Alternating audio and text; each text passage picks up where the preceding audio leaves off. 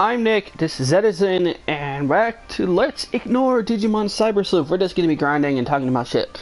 The good news is, like I said, we have most of our Digimon getting close to Digivolving, which is good. Yeah.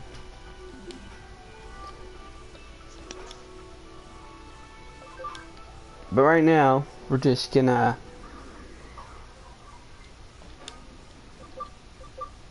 go right to Eden. We're just gonna go to the world free and start grinding in there.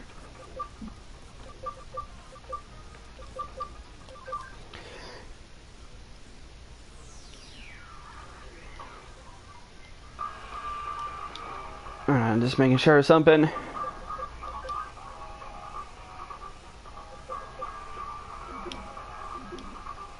Yeah, but I agree with you sort of right there. Resident Evil 7, like it's a scare. Here's something. They actually brought back horror back in horror games. That wasn't Five Nights at Freddy's. Yeah. Thank you for that. Oh, heck yeah. No, Oh, when yeah. I played it at my friend's bachelor party, I legitimately jumped several times. Especially in my opinion, the VR is the perfect thing for a horror game. Like, people... It is. Like, I even joked around with one of my friends quoting that if you put Five Nights at Freddy's on a VR, it'd be 1,000 times more scarier. Oh, hell yeah. Like, no, even I think he's actually planning on doing that. no, I think right now they're doing the Five Nights at Freddy's movie. Oh, yeah, they are. But eventually, I do hope they actually do Five Nights at Freddy on the VR. VR. Yes, that would be awesome. That would be. And this is coming from someone who doesn't like Five Nights at Freddy all that much. Oh, dude, I'm not a huge fan of Five Nights at Freddy's either, but I know where there's dollar signs. That just screams money. Yeah, it does. Who wouldn't want to play Five Nights at Freddy's on a VR? I would give it a chance if it came out on VR. Even if it was the PC VR, I would gladly play it. Yeah, I plan on getting my own PlayStation VR system at some point. Wait till after the year 2020, because rumor is a PlayStation 5 is supposed to come out then. Yeah, but you know how rumors about that go. Oh no, that's from Sony. Rumors about a crap ton of games that were supposed to come out this year, and none of them have yet. Some were failed. Others were like... Others were just canceled. And... Alright, tech boost, good. But then again, there was also supposed to be certain systems that were supposed to be remade and updated and stuff like that. And, yeah, okay, sure. Oh yeah.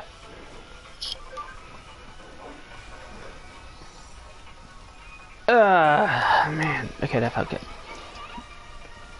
I'm not surprised about it anymore. I'm relieved though. Also, guess what? There's a little video on my channel that talks about this place called X Invites. Huh. Now, what this is someone goes on to you, asks if you're older than the age of 21, and by doing so, they're basically asking you for this because they want you to go to this site and watch them, you know, strip or get naked or something. One of the two things. Okay? Alrighty. Well, guess what? Don't do it. What it asks you is your real name, a valid email address, and last but not least, a credit card. Also your postal code. Yeah, that's not a surprise. This sounds like a scam site. Oh yeah. And I decided to do my research, looked it up on Google, thankfully, and lo and behold, it was there.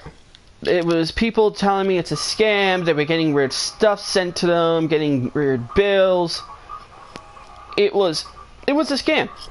And I think nowadays you can look up if something's a scam. Yeah, Thankfully. scammers are now getting smarter. Oh no, it's the internet that's getting smarter, and the scammers, they're like always like a little bit behind.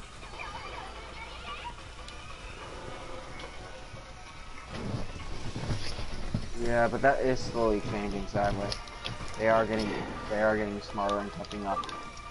Oh yeah, but now these days you can look up something that doesn't seem right. Oh, yeah. And now these days it makes me sort of relieved that I don't have a credit card. Yeah, I have a credit card, and I'm very weary about how I let that information out. Oh yeah. The only places that have my credit card information are Amazon and Blizzard and the people who run Star Wars: The Old Republic. Those are the only people who have my credit card information.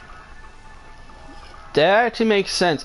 Because here's something, if something bad happens right there, they're gonna let you know. Oh, yeah. Go like, Edison, I don't know if you remember this, but you know how Sony, ever heard of the fact that Sony's been hacked before, right? Yes, they actually sent out an apology to all of the people. Everybody. They even gave people, this is probably the best thing I ever heard of, free games. Yeah, I know. I heard about this too. Yes, and it just proves how much Sony gives a shit. Yeah. Hell, Microsoft has gotten hacked so many times, they just literally haven't automated an apology. We apologize for being hacked right now. We're trying our best to do it. Sony makes a video saying, we're sorry. We're gonna refund you your money. And if we can't give you back... and upgrade our shit so this doesn't happen again. They worked with Anonymous. Yeah. That's how, like, Anonymous... hiring professional hackers.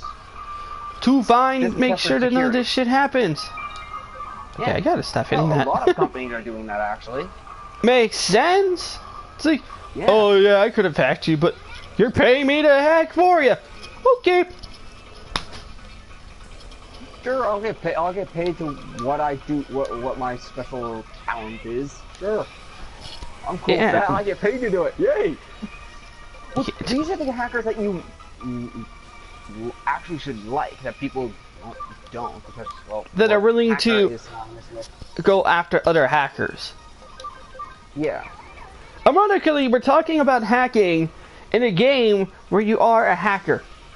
Yeah, it's hilarious.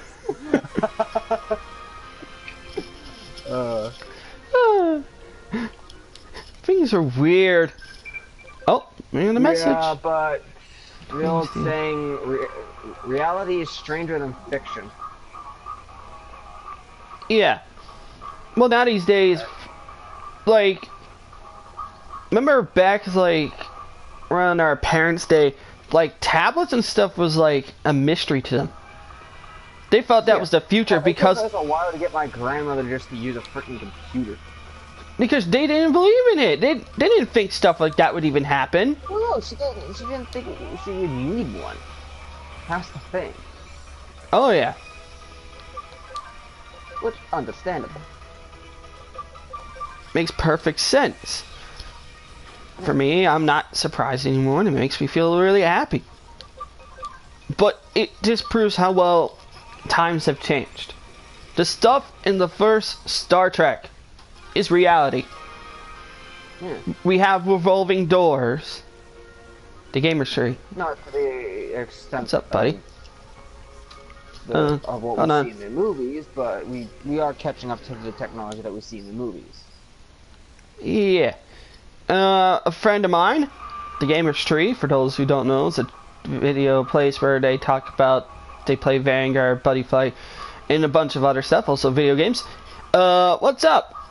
Well, let's see. I mentioned before, I have recently got some back pain, which sort of sucks, but I'm taking pain medication, so I'm able to deal with that. Yeah, I know the exact back pain you're talking about, because I had that when I was sent to the hospital because of a stomach virus that was going around affecting pancreases. Yeah, it's painful, but yeah. like I said, I am getting better. I'm just not allowed the heavy lift anything. Tell me to rest my back. Like right now, I have like pillows on my back to make sure it's like well rested. Because I'm like standing up. But other than that, I'm doing okay. I'm actually considering working out now. Yeah, you and me both. Yeah, it's sort of one of those things where you go like, okay, you know what? This is reality knocking at the door. Time for me to get fit.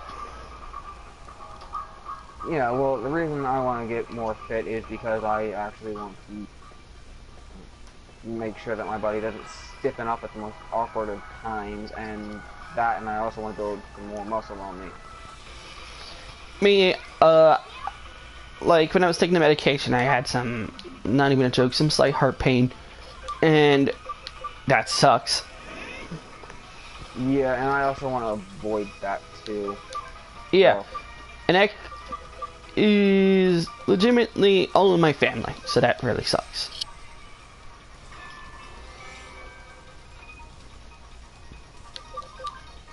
And that's... I'm gonna start working out. I have a couple of gym places near my house, so I may actually go there. Maybe find like a trainer or something. I actually have one that was built a while ago that's literally near mine. So at the end of the month, I'm probably gonna go there and sign up for a membership. Just yeah. Right now, I gotta wait 4 weeks for me. Yeah. I even downloaded an app that you're gonna laugh at, Nick. It is the 30-day Super Saiyan workout app for punches, push-ups, sit-ups, and squats. Join the club. Everyone wants to get fit, but committing to it is a lot. Also, we gotta. Yeah, committing to it is probably the hardest part of working out because it's like, it hurts. Yeah, that's a good thing. If you feel pain while working out, it's telling your body that it has to get adjusted to it. Yeah. I mean, like, I'm still. Before I leave on Wednesday. Just in general, but I'm still going to be doing it. Okay, so one of my friends wants to hang out before Wednesday. I can easily do that. Yeah. Oh, that reminds me. Greg has like the worst timing. Our friend Greg. Greg. Oh yeah, he does. He literally calls me about, and I kid you not, he's like, hey, I want to hang out with you today. And went like, I have a charity event. The exact same day of the charity event, that's where my back started hurting. Oh, he actually did go to the con, by the way. How was it? It was fun. I only went the one day, he went both, but he was scouting the first day. There was also a costume contest at 4, and went to see that with my ride home. So that was fun. Oh, it was a good con. I got a wooden practice sword. Nice. Yeah. Yeah, but this is something I do want to commit to, strictly because my family has a series of arthritis and heart pain, and I put it this way, I'm one of the few people that ever went to college in my family. Same here. So I want to be known as that one family member that's like, oh man, he got fit.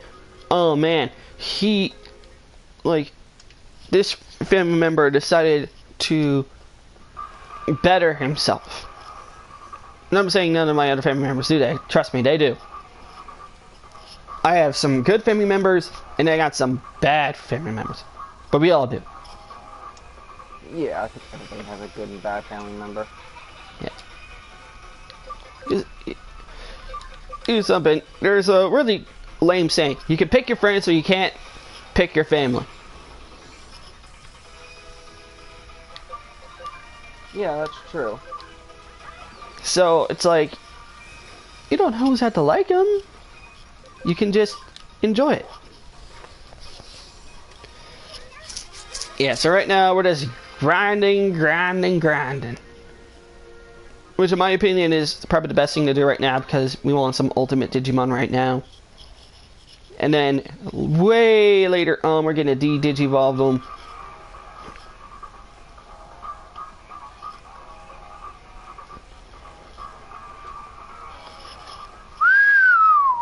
Yeah.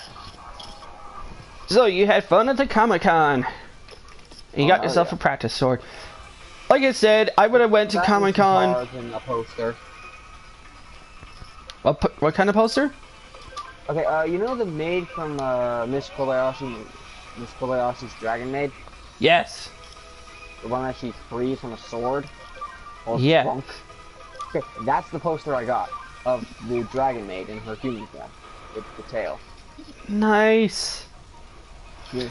I started watching that thing before, like, people were getting hyped up about it because I was just curious about it. And I went like, yeah. I mean, I legitimately got a lot of laughs. Oh, then again, I also cried at Your Lie in April. And God, that was a sad anime.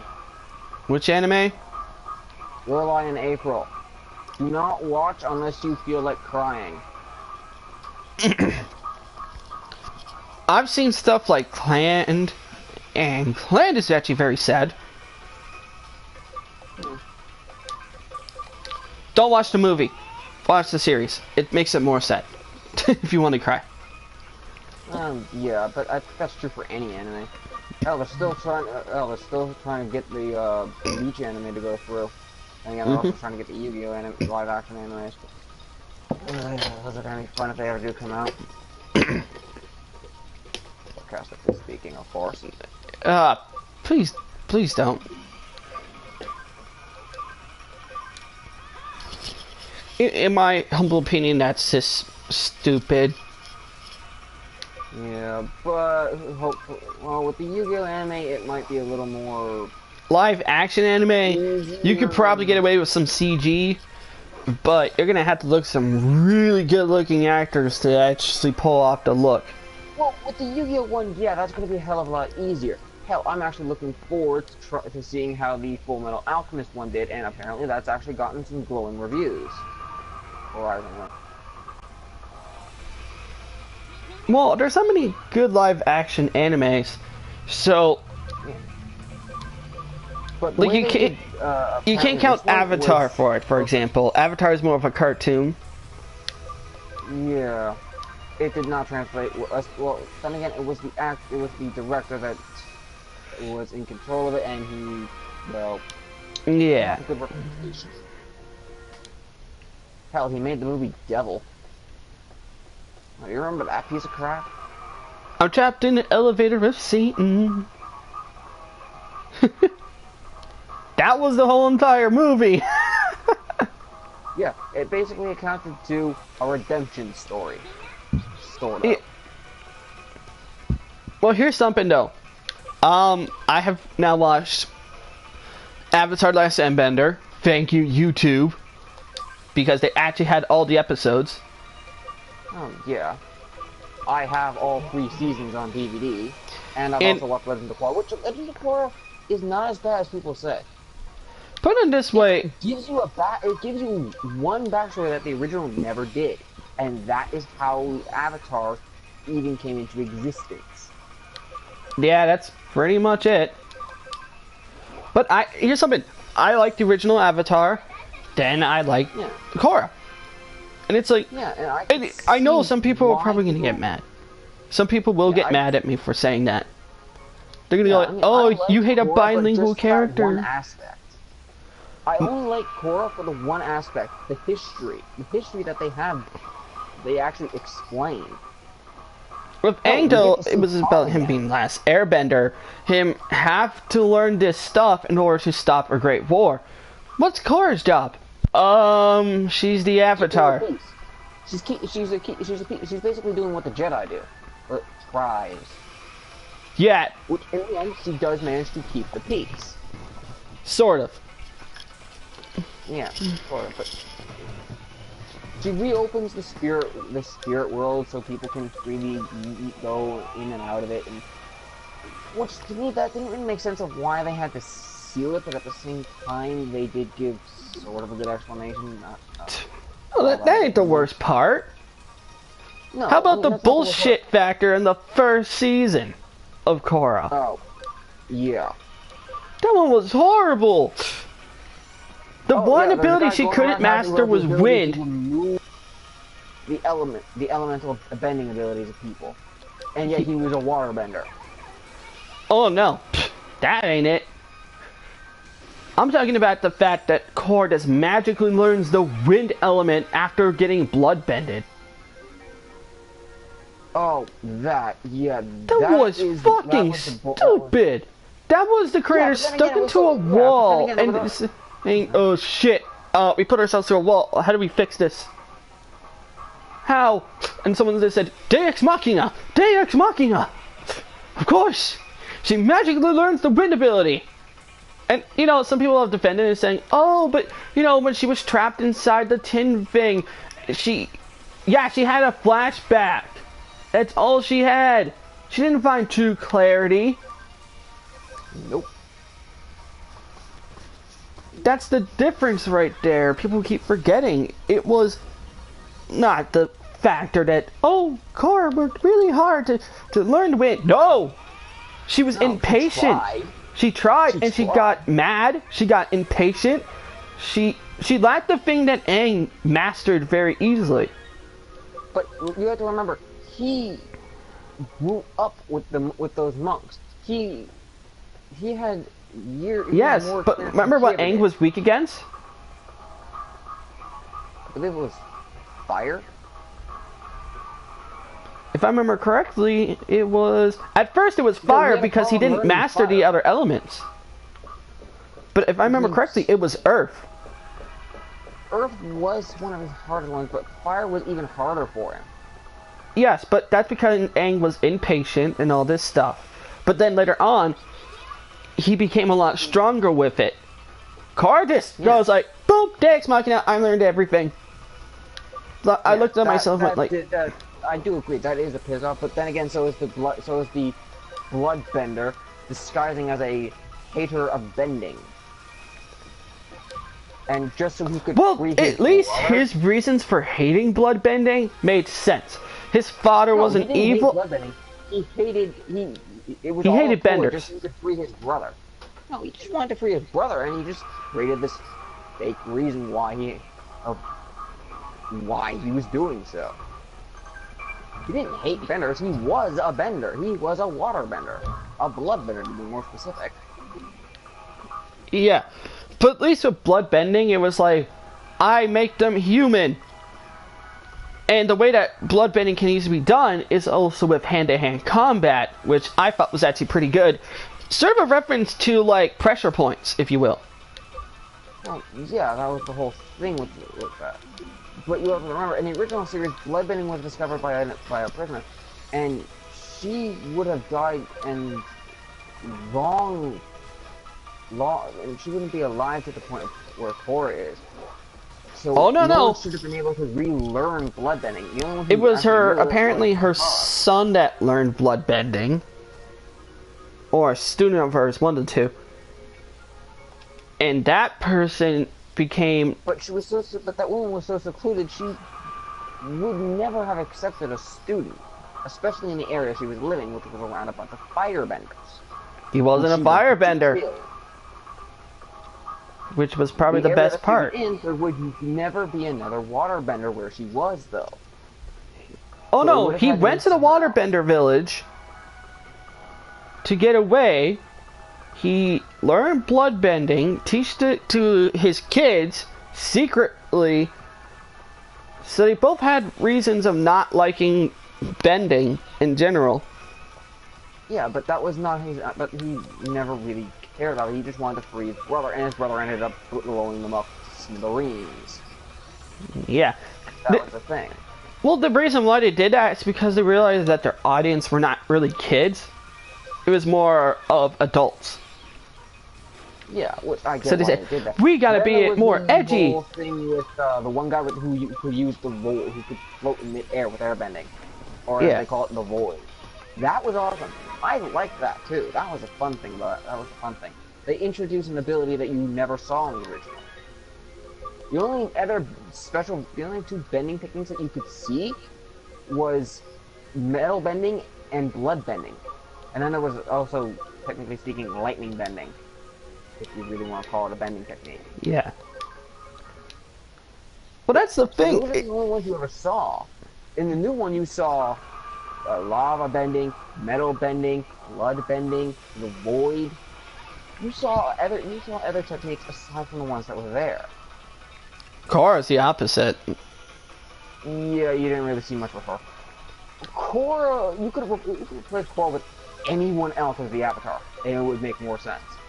I think the reason why they did it is because, like, now this day and age, you know, people really want, like, that strong female character inside their game. But she wasn't a strong female character. She was the exact opposite. That's the thing. Yeah. People are like, oh, you're getting, like, some people right now are going to put down, oh, you're getting mad because she's a woman. No, we're getting mad because the fact that she could be replaced by anything. Yeah. With Aang, he was put ourselves in that story, and it would make more sense. She was Think about not a this. strong female character. Aang was the last airbender. It made perfect sense why he was there. He was frozen. And then his one son that he had, which no one ever thought he would. Yep. And he also had daughters. Yeah, so he had. You think, like, one? Daughter? No. He had 2 sons and 1 daughter. No, 2 daughters and 1 son. Ah, okay. But still, it's like, and apparently one of them died. Apparently, like, I could not. Yeah, which okay, that's fine. I can get why they did that. They did that for some character development between these siblings. Fine, that's awesome.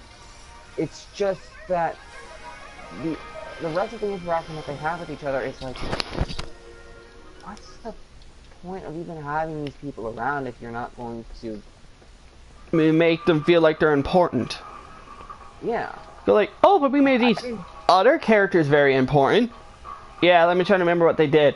One became a cop, and the other one owned the factory, which, when you played the Legend of Korra video game, you had to beat up like a bunch of times and then hit a quick time event. Yeah, that wasn't very fun. Yeah! To say the least. I won't lie, Okay. it made me want to discover what the Avatar series was, but all it did was make me like the original one because Aang had a purpose. And think about this. Yeah, Aang was being hunted down. While trying to save the world. Yeah. Yeah, okay, that was he had a lot of character development. He was insecure, emotional. He basically was not what you'd think a monk would be. But Yeah. he changed over time, especially after his near-death experience. The one thing that... Korra, her near-death experience did the opposite effect of what it did to Aang. Yeah. Well, here's something I liked about Aang. Was when they told him he had to become the Avatar, and the one person that treated him, you know, like a human being, they said, you're not allowed to see this person no more. He ran away. Yeah, because He acted scared. like... Yeah, he acted like a human being. Korra's like, I am the Avatar! He was, what, like 11 at that time? If you were 11, you were told that you had this giant responsibility, and you weren't allowed to see the one person that you wanted, that you would need through this process. I'd run away from that. Yeah, he ran away, and that's how come he got frozen. That's why the Fire Village could never find him. Yeah. They attacked where he lived. If he would have stayed there, he'd have been caught, he would have been killed. Or and he like, would have been twisted to serve the Fire Nation. Yeah. And the one, like, I love the fact that there was what Aang's own decision made him a better character. Yeah.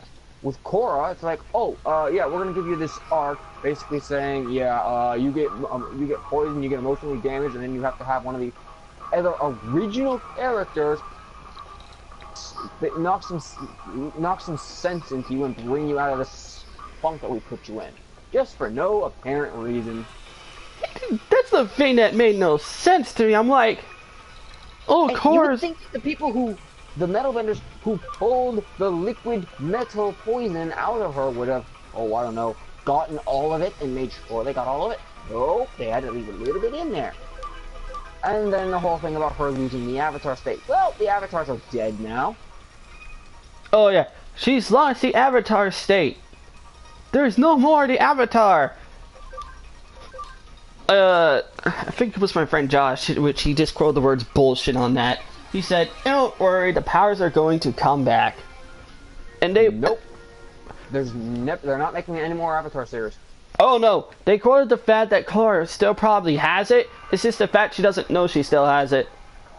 And I'm like, I actually would believe that. They made it clear that she no longer possesses this power. That it is permanently gone. And there's no way in hell they are giving it Well, back. here's something I do find sort of hilarious about what the Avatar's power is. It is legitimately passed down to one person to another. However, the person is never related to any other people of the Avatar. So let's just say, someone decides to... Because the spirit that originally created the Avatar state goes from next soul to next soul. They do have some form of relation. It's like the Doctor Who paradox. When the Doctor originally basically dies, he comes right back.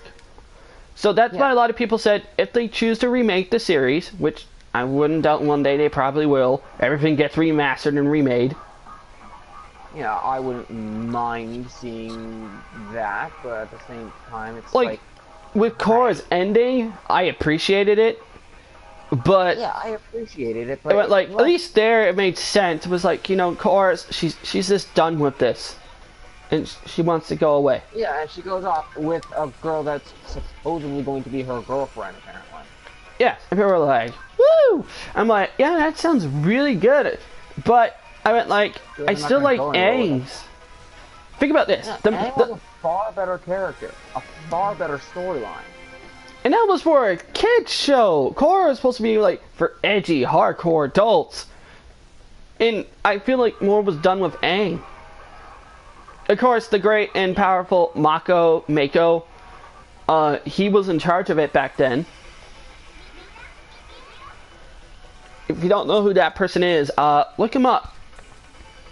He was in he was a creator of Avatar, and he made a far better story than what we got.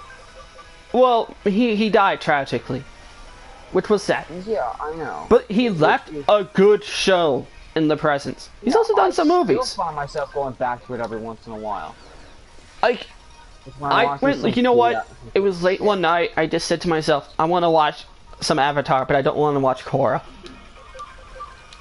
And Korra's okay, but it's not like Korra's horrible. It's just the fact it takes itself way too seriously. For me. That's an understatement, though. Yeah, but it did. It really took itself way too seriously for me. Like with Aang, the spoiler alert for anyone out there, the final battle between Aang and the Fire Nation, Aang could have killed him. You know, the final. Not to. Yeah, he just stripped him of all his power and left him there. Yeah. And I went like, that is way more badass than someone just straight up killing someone. Because Aang showed compassion at the exact same time, proving the fact that he was better. Yeah, think about, if you look at that battle too. Died, but you never saw them again either. Yeah, like, here's something I loved about how the original Avatar got transferred over to Legend of Korra. You actually saw the older characters from the Legend of the Avatar: The Last Airbender transferred over to Legend of Korra. Yeah. So as to say they chose to remake this series, they'll probably never mention these two characters, but it's to say they do. How far in the future would it be? Would it be the time where Aang's probably dead, for one, so will Korra. And we would have some new characters. Yeah, or they just remake the original Avatar completely. Like, they do a whole new storyline with the original story.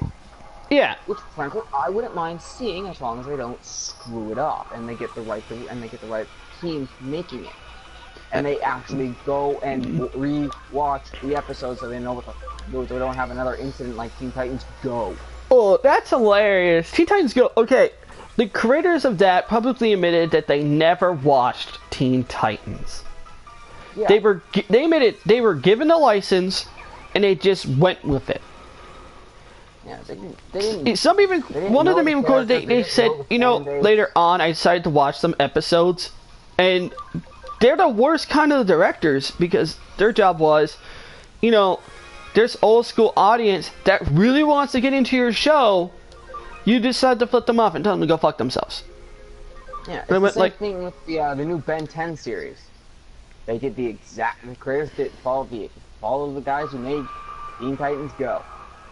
Yeah, they didn't do any research. The old stuff. Yeah, and here's something that's sort of odd. Like, one person put down this. They said, well, like I mentioned before, they're doing the other Hey Arnold movie. Okay? Yeah, which hopefully is good.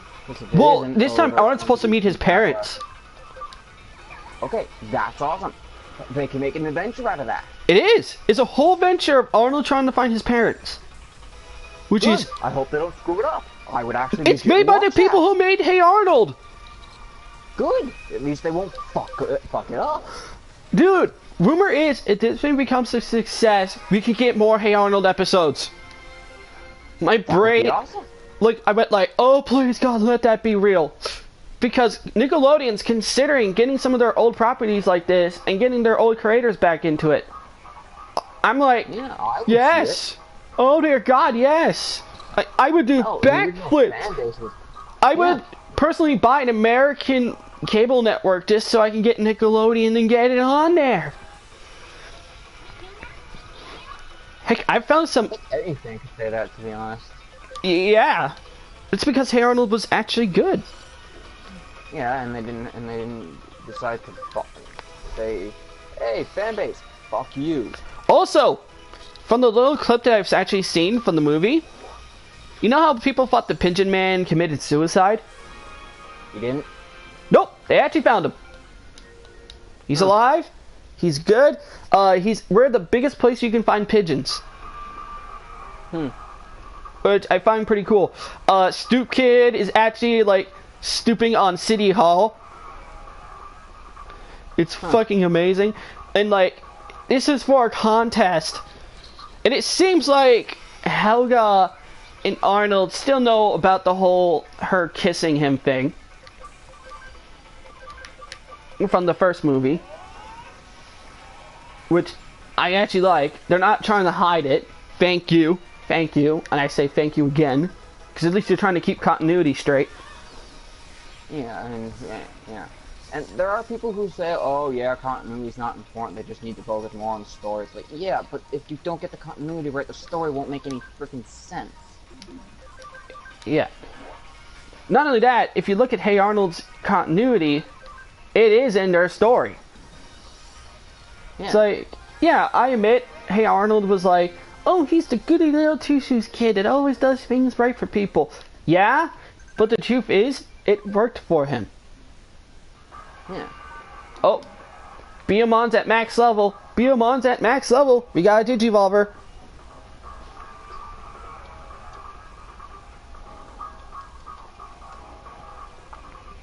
But I do agree with, like, when someone says, if you don't know jack shit about the story, you can easily fuck it up.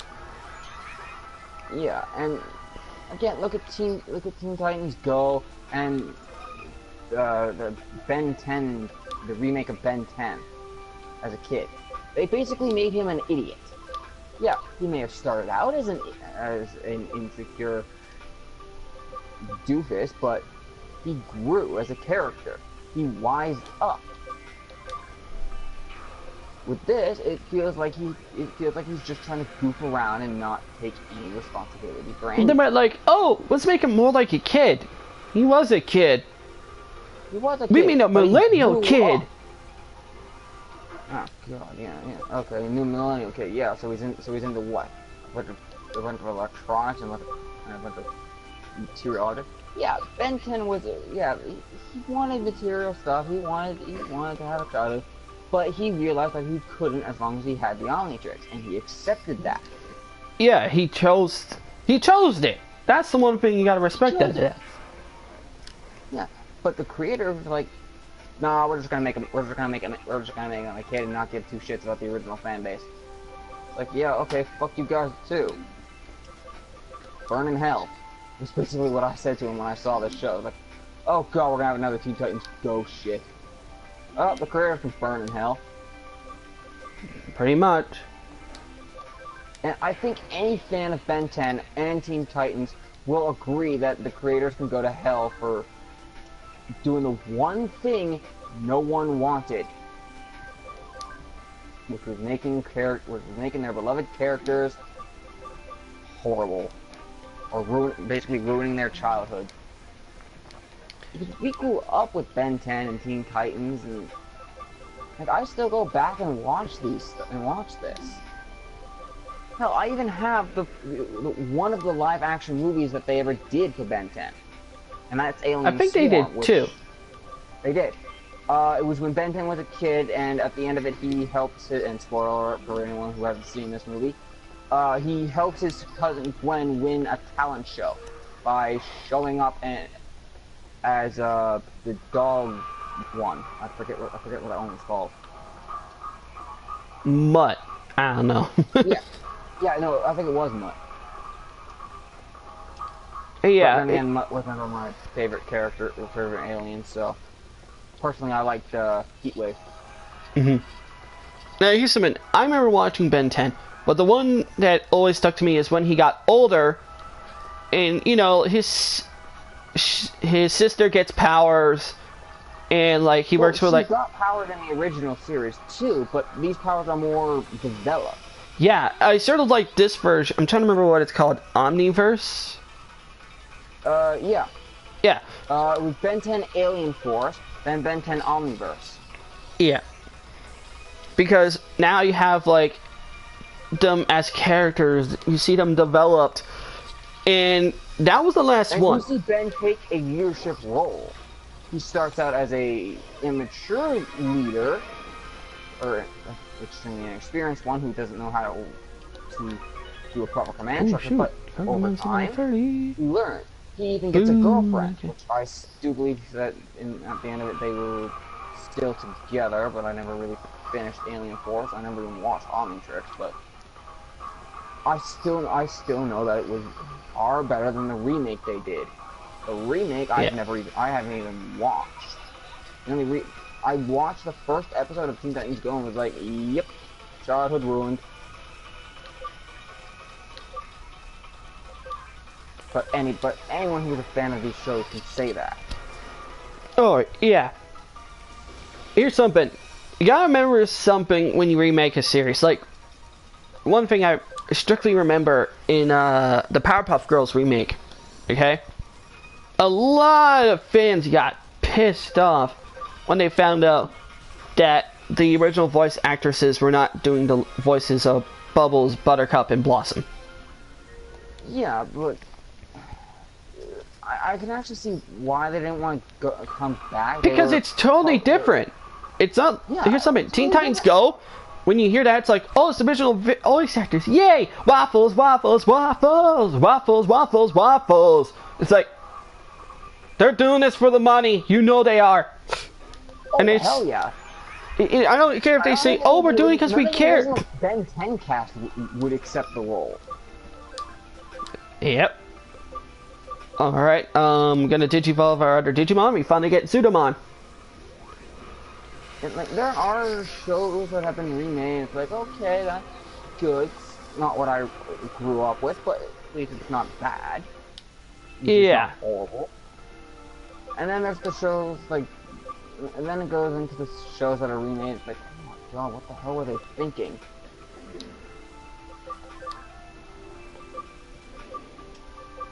Like, I literally wanted to find the creators and strangle them. That's how pissed I was.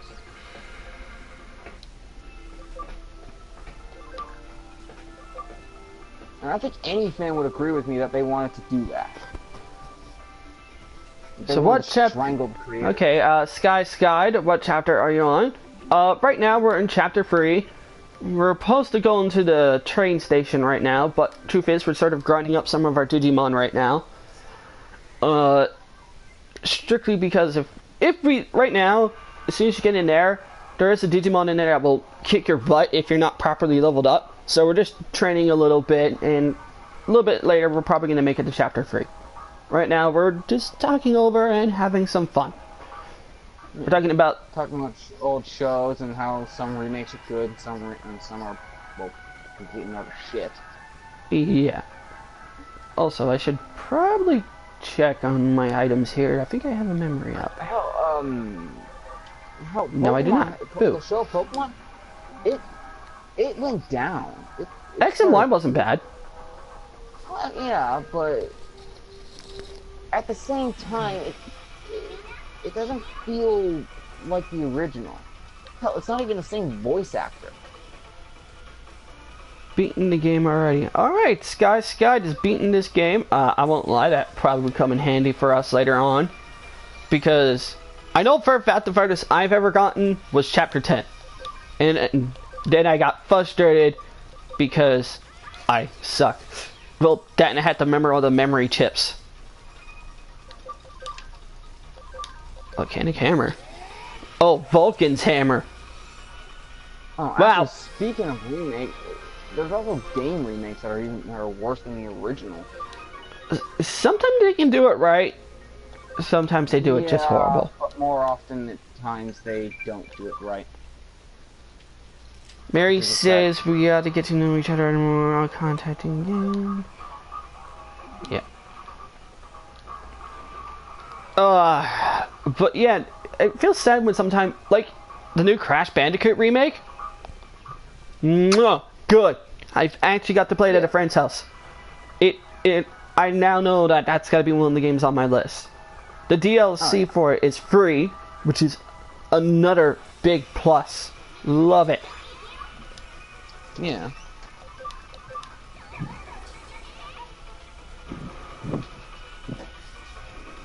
Yeah.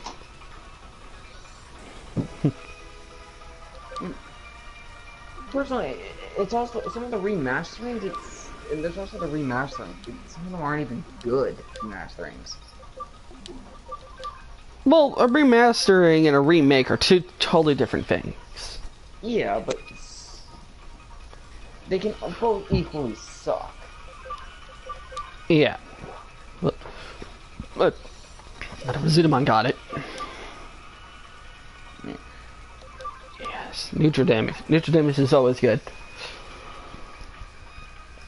And then there are other shows that have ongoing series within them, like, for example, Yu-Gi-Oh! It went from Battle Kingdom, Duelist Kingdom, to Battle City, to the Silverway Calcos arc, all the way through the Dragon arc, then to GX, then 5Ds. Zexal was the one that everyone hated, which is understandable why they hated it. Yeah, I know some people hated GX. Well, yeah, but that was more of a fusion era than anything. It focused on fusion summoning. Zexal, it focused on something that no one wanted or liked. I hate pendulums. Mechanic that was even more difficult than fusion summoning. At least with fusion summoning, you could fusion from the hand. If they see something, you have to have the monster on the field, which is not an easy thing to do. So true. Especially in how the game is evolving now. And with link summoning, yeah. Okay, so it's to one fell. I just find it hilarious though. Zudomon, aka Arikakumon's evolution. His hammer's name is Vulcan. Huh. So every time I'm gonna use Zudomon and I'm gonna use his hammer. Tell you how to get Digimon, Dad. That what? That what?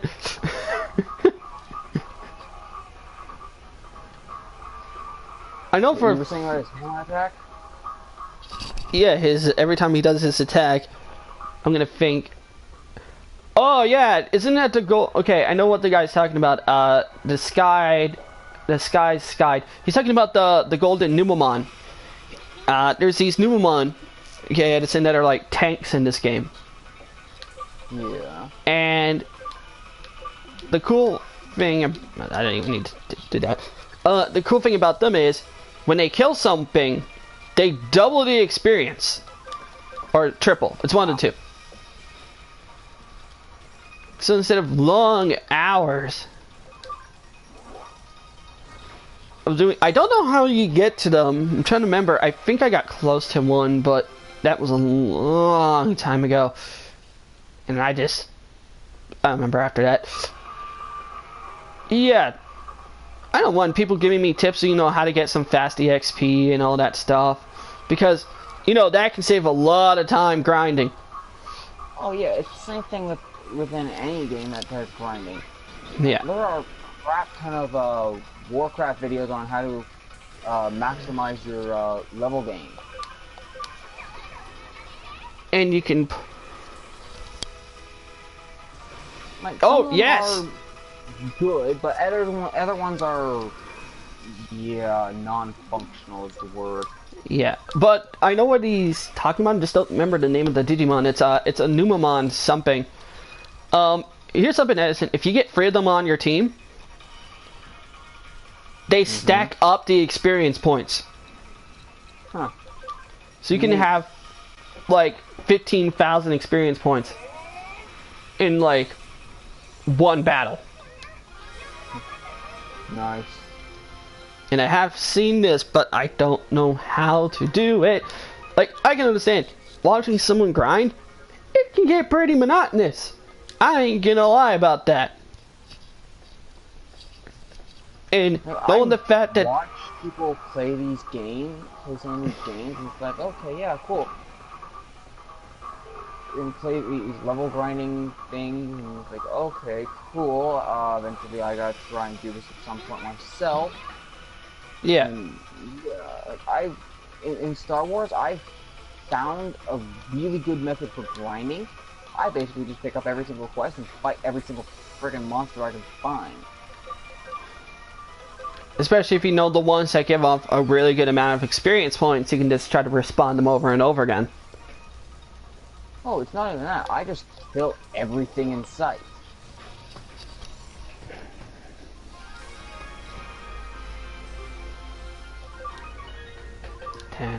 Ten. Which is, again, a good idea, especially when the bonus quests come up that's like, oh, kill a certain amount of this enemy and you will get this, and this. And the stage quests, they're fun. Although... Detection. Okay, I know what the detection USB is. It increases the amount of experience you once get.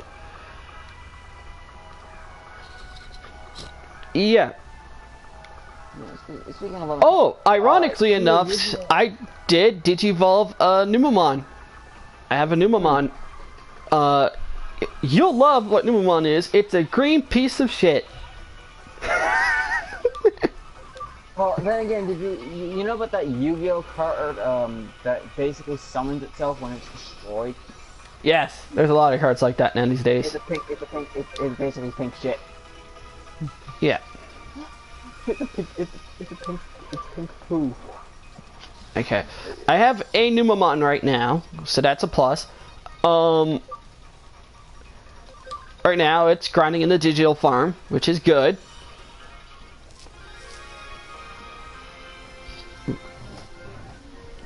Yeah, but then again, that you want them to gain levels, so them grinding in there is it's sort of a good thing because you can digivolve that into a higher form. Oh yeah, which is what you want no matter what. So what? Numemons love to fling shit. Hey, I'm not saying it's a bad thing. It's just ironic that a green piece of shit throws shit. And I don't think you digivolve it to its Tar evolution in this game, which sort of sucks. Because, like, he digivolves rain to toxic waste. Huh. Which actually sounds cool. So wait, he turns into muck? Yeah. So, far worse smelling and has machine parts in them. Huh. Well, then again, it could Triple be attack. worse. He could be the Pokemon that's literally a bag of garbage. Beast and shit. But then again, being a little piece of shit is bad too. Oh yeah. But then again, one Pokemon that is basically literal shit is not all that. There's a lot. There's a lot of Pokemon, Digimon, Yu-Gi-Oh. Name a game where you can't find something that looks like a piece of shit, and I'll tell you bullshit. Yeah, but right now I'm turning up a Numemon in the Digi Farm. Yeah, you can't. No one can do it. Not even. Well, in Warlords of Draenor, you had to free a guy who was literally scooping shit. I'm not even kidding. The guy was literally had to farm out. Literally had to clean those weird old outhouses. Yes. And I'm looking at it like, seriously, this is hilarious. What the hell?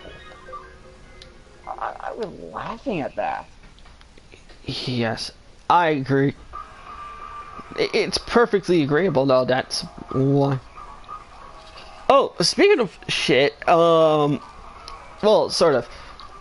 Okay, you know the game I played once called Deathspank, right? Yeah. Guess where you respawn from when you die? I don't know. Shit. Close. An outhouse.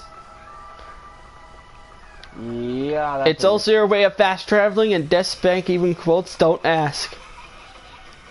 Ironically enough, it's created from one of the people who made Monkey Island. That doesn't surprise me either. It's ironic to me since I never played a Monkey Island game, and I went like, huh, fascinating. And I got a triple attack in. Yay! Come on, sit there looking cute.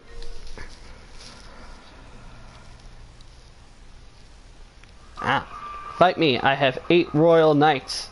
Ah, fuck you! No! I'm gonna get killed!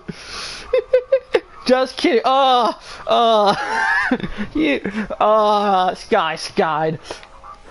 That would be totally unfair. He has like the Royal Knights. And it's in, if you don't know what these guys are, they're like mega and above. Which is bullshit. Our team would die like in one hit. You would do 1 damage to it. If possibly none. Wow. That would be unfair. Oh yeah, it is. He's just kidding though. But dude, you having 8 Royal Knights, that takes a lot of fucking patience. Especially if you were trying to get them early on. I bet he got the gold platinum Numemon first to do so. Also, what's shitty is you know what the Shadow Mordor games are, right? Yeah. What if I told you they're doing those loot crates that you love so much in those multiplayer games for their single player?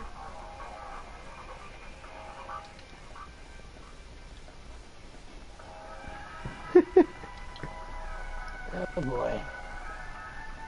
Dude, trust me, you can go full batshit on my channel. I don't care. But when I heard about this, I went like, this doesn't. This I'm so. It's just stupid. It doesn't faze me anymore. yeah, it's just hilarious. Still, I'm seeing this. It's like WB's trying to get away with it, and I'm like, they probably will. And it's like for all the wrong reasons too. We all know why. People are going to buy it because it will save them time. And listen to this, it's guaranteed legendary creatures. So you can either so you can either grind up and get these legendary creatures, or you could just give us money. And then there's also this multiplayer mode where it's like Dark Souls, except if you lose a character, they're gone forever.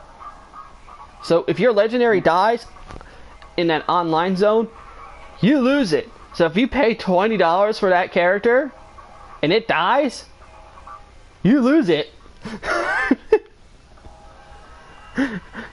Like, I saw the video of this and I thought it was the most hilarious thing I ever saw in my life. I went like, this is a thing. It's a process to get those knights. Ah, okay. I agree, this guy's guide's a process to get the knights. When on my other profile, when I was playing it, I was trying to get those. I accidentally was getting right to the path of a knight, and I didn't even notice it because I had to do later on research about the knights. Heck, on my other profile, I got the Mega Evolution of Godemon from Digimon, the first movie. And back to Mordor. It's just funny for me when I hear about the Mordor thing. It's just hilarious.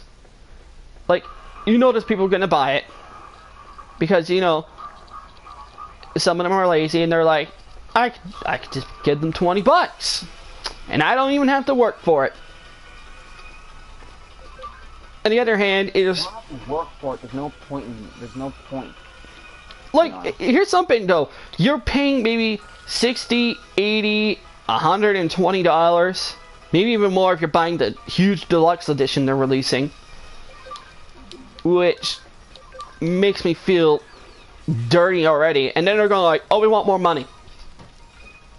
Okay, I can understand if you were free to play and you were doing this, especially if you're having fun playing the free to play game. For instance, like you, Star Wars: The New Republic, you put money into it, but that's because you had fun playing the game. Like, I got something out of it. I play a game, I don't do it often anymore, but on my channel there was something called Gems of War. It's a trading card game where you get cards and you fight with them by using gem matches. And you can activate their abilities and destroy your enemies. And there's little bits of story along the way. You can unlock everything in that game with in-game money. I've gotten legendaries in that deck. Legendaries and stuff that are even past legendary. And I haven't spent a fucking dime. That's a good game. Yeah. And if you play a game that actually says, you know, you don't even have to give us money. They keep giving you money. They make you have a guild. And if your guild decides to put money into the stuff, everyone in the guild gets a little bit of something in the process. That's way better. Star Wars, and this is the fun part about that, they have if you're a subscriber, you get 600 in-game currency, known as cartel points, which you can spend to get things. You can get their instant level characters, the characters that you can go to level 60 or level 65, which also so they're giving you bang for your buck. Yeah. Which is good. That's and a you can good... also sell things in. You can also sell in-game items for these cartel points. Yeah. I agree with Sky. I hate pay-to-win games because here's something. What do you feel more accomplished? Beating a game that you beat with your own hands, or throwing money at the screen until you win? I'd rather do it with my own hand. Yeah. That's sort of like the benefit of some games now these days. Is like, I've beaten Far Cry Primal, and the only thing I had to pay out of that was, astonishingly enough, was the game. I made a Ubisoft account and they put every bit of DLC inside the Ubisoft account. So all I had to do was pay their in-game money, not in-game money. They created some expansions for the game that added to the game itself. Did they fix all the glitches? There are still some glitches in there, but there are still some fun glitches. Like the bucket? I think they actually patched that. Oh, boo! That was the best part of the game. Put buckets over people's heads and then murder their children. Once you put a hack that lets you kill the children. Yeah, they got rid of that. They actually got rid of that.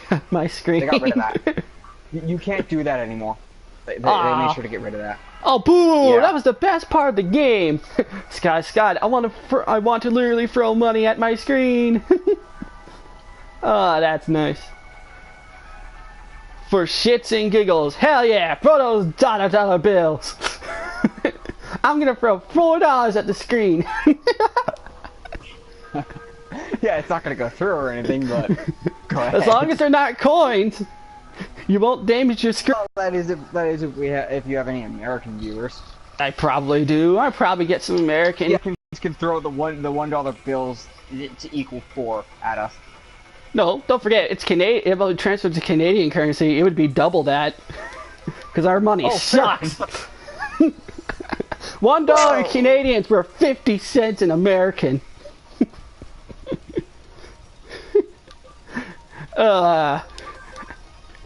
Yeah.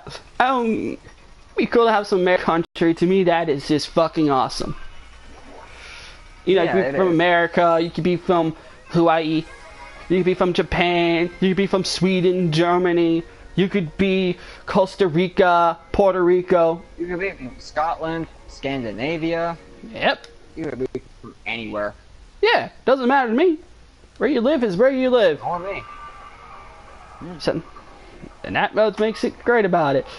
But, really, I'm getting a lot of messages. Quiz time! What does or Digimon Gatsumon's special move, Rock Fist, do? What the fuck does that mean?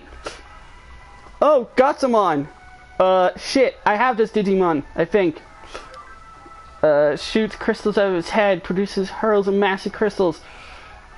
Furiously rails like oh shit, I don't remember this one. Fuck.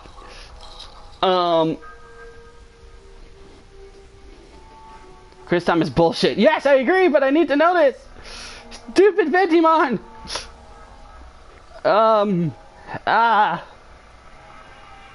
Shoots crystals from its head, produces a hurl of massive crystals. He wails on a guitar. I don't know this one. Oh dear God, I don't know this one.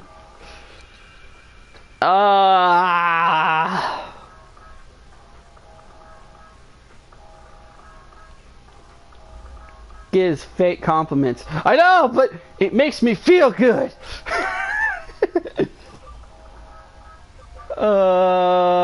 Whatever. He rails on his guitar. It would be pretty unique if you got trophies for this game. If you answered all the Digimon questions correctly. Of course, they throw some really weird ones on you. Like they actually asked me once, where was like Mount Fuji at? Like actual places in Japan, and I went like, I've never been to Japan. How should I know? Just because I buy a JRPG. That's what Google's for. That's what Google's for. Yeah, that's what Google's for, thankfully. But yeah, I agree totally with, yeah. The Shadow Mordor, you know people are gonna buy it. You just know. Oh, yeah. But I want to see if people choose not to. Because they say, but you can get... choose not to buy it. Oh, some people have already pre-ordered it. You know that. Because they love the first one. And I went like, I played the first one. I can see why people liked it. But it just wasn't for me. Thunderfall. Oh yeah, but... Then again, I've gotten out of Skyrim. I'm not gonna get it for the PlayStation, so... Because I beat the game at level 21. And hold off on that. Kill Storm, close. I literally just decided to go do the main quest, bypass the idiot who wanted you to steal some stupid ring. Never even actually did that one because I couldn't. Wait, that was Skyrim? Yeah. One of the missions you have to help a guy to steal a ring just so he'll tell you where an old man is, and all you have to do is go into the sewers and go just huddle around there for a bit and you'll find the guy. Mind you, you will be confronted by the thief and go, I was standing out there for blah blah blah blah, and why didn't you blah blah blah blah blah, and it's like, Stabby, yeah, stabby, okay, killy, whatever. killy. That's how you settle with that. Oh, you don't even get this. You don't even get, if you're playing the bad guy, right? Yeah, you can kill him all you want. Hell, if you become a werewolf, you can, and you ever figured out how to do the actual transformation shit, you could just actually go, hey, guess what? Here's your head's gone. Bye-bye. And then eat them. Yeah. Oh, Edison, you're gonna love this, because guess what's coming out on VR? Skyrim. Actually sounds pretty cool. Yeah, like, when I first heard about that, I went like, okay, that actually makes a little bit of sense. I don't know why. You are still, technically speaking, playing a first-person game. Yes. At least, the one thing that makes me feel sad about Elder Scrolls is that Skyrim is their best game, and it was a buggy, glitched out game when it first came out. It was. But it still is. Right. Yes, but think about this. I mean, people are trying to mod it and fix. Some of the mods actually fix the glitches. Some dislike to have them naked. Well, yeah, there are naked mods. Yeah, there's naked mods for everything. Yeah, pretty much. Yeah, but it's sort of sad that this company is now known for just Elder Scrolls Skyrim. Like, the reason why they're releasing this is because it's the only game people will buy. And I feel saddened by that. Come on. Right now I'm just grinding because I can't get Platinum 1 yet. Saddened by that. Yeah. It's just so sad. Yeah. South Park: The Stick of Truth. Oh, I have that game. I have the deluxe edition with Cartman. I sold that thing. I still hold on to mine. I have a Kenny plushie right next to it. I got to the point where you have to do that surgical. Oh, that was a pain in the butt at first. The whole surgical procedure. Yeah, the one where you basically have to roll the sticks around. Yeah, trust me, pain in the ass. I've beaten it. I've beaten this game. I've done it numerous times, and that was like the hardest part for me. And if you think it's done, think again, 'cause you gotta do it again, or you get the bad ending. The bad ending is fucking hilarious. If you live in Australia, you get a way different ending than that. Too bad. The answer was shoot Crystal Simmons' head. Ah, boo-hoo. It's just physical proof. Here's something. That was a good South Park game. I know they're releasing another one. I don't know if it's out yet. But I will have to get my hands on it. Yeah. Because yeah, that one's more turn-based, but I'm okay with that. South Park: The Stick of Truth, one of my favorite games on the PS3. It was still technically turn-based. Yeah, but I mean, like, it's more like standard turn-based, where you move your character to the other enemies at. Okay, yeah, I know what you mean. Yeah, okay. Yeah, so it's more like old school. The next South Park game is October. Oh shit, that's the month I was born. It's just asking me to buy it. That's the sad thing. Yeah, but I'm not gonna get South Park game. I mean, I watched South Park for a bit. Well, this has some of the newer South Park stuff, so if you haven't seen the new South Park series, you may not understand some of the stuff in it. Well, I've seen enough of the original that I might be able to get to this. I might be able to actually understand enough of it. Yeah. But I'm probably not gonna watch it anyway, because I wasn't a huge fan of South Park. Like I said, I'll probably get it in October. If not, you know, I'll probably like pick it up later on, which, yeah, you know, I appreciate what I see here. So, yeah. No offense, South Park. It was one of the first, other than Teen Titans that I can remember top of my head. It was one of the first shows I knew that really pushed the boundaries of what it could do. October 7th, that's 8 days before I was born. Yeah. Wait, how, what was that one show? Uh, what the hell was Well, it? It was where they said, Gong Yi Tenpai. What the hell the name was now? E10 Oh, Pie. Shaolin Monk. Yeah. Oh, that actually tried to push the boundaries a bit. Not successful by any means of the word, but it tried. Yeah, but it was something. At least it worked. Yeah. I give it mad props for what that is. Yeah. But at the same time, it's like...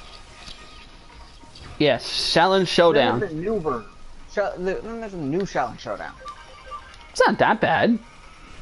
No, it's not bad, but it doesn't have the same appeal. Yeah. But at least it's better than the Challenge Showdown video game. that was an awful party game. Yeah. Man, I'm sorry about the whole grinding people. It's just, you know, you got to get this stuff out of the way with, or else your team's just gonna get wrecked. Thank you for chatting with us, though. That makes us really happy. At least we know, we're able to communicate with you. Yeah, but oh my goodness, that was. I'm gonna grab Gunman. Gunman has really shitty attack. Oh, do you remember that the freaking Avatar game that came out? I think it was for the Xbox 360. You remember that? Okay, one? Which Avatar game? Are you talking about like the blue people? No. Oh, okay. We're talking about Airbender. Okay, we're talking about Aang or Korra. Aang. Okay, yeah, the one where you just press one button, you can beat the whole game. Yep, the one where you can get a bunch of different elemental attacks, but you just have to press one of the buttons. That was funny. Literally, you have to play as the lemur for a bit just so you can open a door. Oh, here's the thing I find funny about that game, straight up. And I guess it's sort of maybe my thing of being just a little bit odd.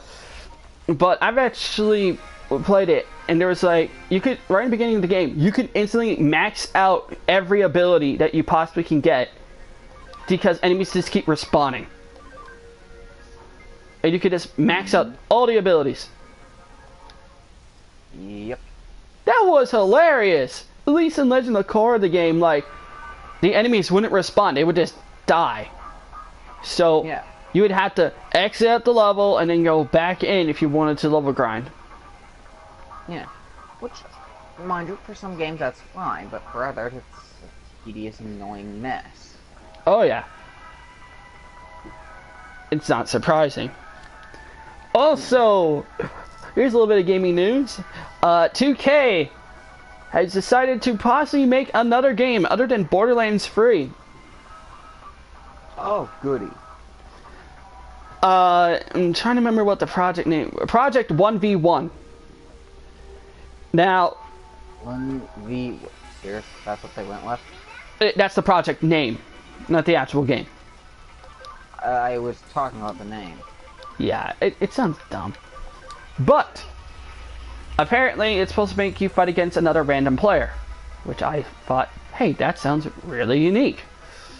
This could work. I still think it could work. Yeah, as long as I don't botch it up. Yeah. Which some gaming companies do tend to botch it up. Yeah. But, who knows? I'm gonna give them the benefit of the doubt and see what they're doing. Because lately they've just been releasing remakes and remakes of some of their older games. I say older, that came out in the last gen that this came out. Yeah. And for me, I went like, okay, so I went like, alright, you know, they can't depend on Borderlands, but the sad thing is, they sort of do. Yeah. Like, Borderlands got them really on the map, and don't they do some other stuff aside from Borderlands? Like other, yeah, they tried to compete with Overwatch. I think the game was called Homefront. Oh yeah, Homefront. Yeah. Or Battlefront. Homefront was not a good game. Both were bad. Yeah. No, yeah, it was called Battlefront, and it was bad. Here's something. It just had the worst timing it came out. It came out right between Call of Duty and Overwatch. That was Yeah, and suicide. Yeah, if they waited like a month or two after, it would have been a disaster. Yeah, like that's what a lot of people said too. And later on, apparently they made it a free-to-play game. And it still didn't get people to go on it. And I went like, that's not surprising. Yeah, it's not even, if you make a free-to-play game and you can't get people to play that free-to-play game, you have done something wrong. Like take Star Wars. When it first came out, people got to the final level, especially in the Sith campaign, and there was nothing there. There was nothing. Well, that's disappointing. So, what they decided to do, because they weren't expecting anyone to get to the final level at first. They weren't expecting it. They thought they had time to, well, make something for the final level, but nope, people got to it faster than they anticipated, and they're like, oh shit, what do we do now? You know, I just realized one of the Digimon I have has a championship belt around them. Neat. But like I was saying, when they found out about it, like, oh shit, what do we do now? So people are like, you know what? Let's make it a free-to-play game, and they can subscribe if they want to. We're not gonna force them. They can choose. And their subscription count started to go back up. And the games that they keep coming out with, and the expansions for the games that they keep coming out with, keep getting better, and they keep getting more and more subscribers. Because they're making the game fun and interesting and willing to continue. Yeah. And they're not doing what Warcraft did, which is making expansions crappier and crappier. They're adding to the game instead of with Warcraft though, they just add a horde mode. Yeah, it's like, okay, we don't want a horde mode. We don't want a horde mode. We want a better story. Yes. Like with Legion, they're starting to get a semi-story going around that, but it's still not saving their butts. Oh yeah. Like, they're still losing subscription counts. Like, not only that, you gotta pay like $15 monthly, and then you also gotta pay for the expansion. If you download if you get the entire thing, you get the original game plus all of its expansions. Including the new ones? Including the new one. Alright, so they've seen the... They're not screwing over their client. They're the people who join. Well, at least they're doing what better than Final Fantasy Online's doing. They're increasing the prices of their monthly memberships, apparently, for Final Fantasy Online, the new one. With Warcraft, the monthly subscription hasn't increased. They've added how it works now is you choose how long of a date you want to have the subscription, and if you want to renew it, you just have to go to their online store and buy another subscription. You can go and buy a $60 card from any store that sells them, or go to their site and buy it that way. And if you go to their site, you can actually buy it so that it can go to 30 days, 60 days, 130 days, I believe it was. It's the same thing with Warcraft. You can go to their Star Wars, Warcraft again. You can go to the Star Wars website and pay for how long of a time you want. The larger dates are overall the cheapest in the long term. Hey, at least they're throwing in some good business models now these days. You gotta remember that the fans can make you and can break you. Oh, hell yeah. That's the one thing that's sort of unique about gaming companies. Like, people on Steam that basically say, oh, the people don't matter, all that matters is my opinion. No, if your game is crap, people will tell people it's crap. Yeah. Like, reviewers exist for this sole purpose. Some like to be jerks, but some will be brutally honest. Yeah, like Angry Joe. He is a brutally honest reviewer. Same thing with Like, he's taking a 2-month vacation, did you know that? Yeah. And, like, people backlashed on that. Who were like, we only come here for the angry reviews. We don't want any of this other stuff. He made a video about that. Yeah, and he was very upset. He let his emotions take control of him. And the truth is, like, I do this when you and I both feel like it. But we're making sure that the video still come out. We're not saying daily, but, you know, once in a while. Like, right now, you're playing Minecraft. Yeah, I'm basically just wandering around trying to grab materials and just... And try to... Yeah, to craft it and stuff. Like, that's something I never got. I can never get behind Minecraft, but if, like, try to not look up a video of Minecraft on YouTube. Oh, yeah, there are tons. I even have a couple of subscriptions to people who, do Minecraft videos. And every once in a while, I'll get a Minecraft video pop up on my, recommends. Oh, yeah. Richie likes Minecraft. I'm like the only one in our little group of friends that don't like Minecraft. Well, here's the thing about Minecraft. You have to find something to do. Like, the Escapist, 0 Point, the Escapist, he literally says that you have to find something to do in the game. Yes. You have to make a project. That's the whole point of Minecraft, is to make a project. I agree with his friend Gabriel, though. I'm more of a person that needs, like, a story and a motive to continue. Because if I don't have that... They have a Minecraft story mode because people were complaining about that there was no story in Minecraft. Yep. But for me, I went like, I can't. Like, I won't lie, I played maybe 4 hours of Minecraft. I played the tutorial, and then I played, like, survival mode. And all I remember doing was, I didn't have enough materials to make a house. So I dug a hole in a cave, made it deep enough, and then I covered it up, and then when I got out of the hole...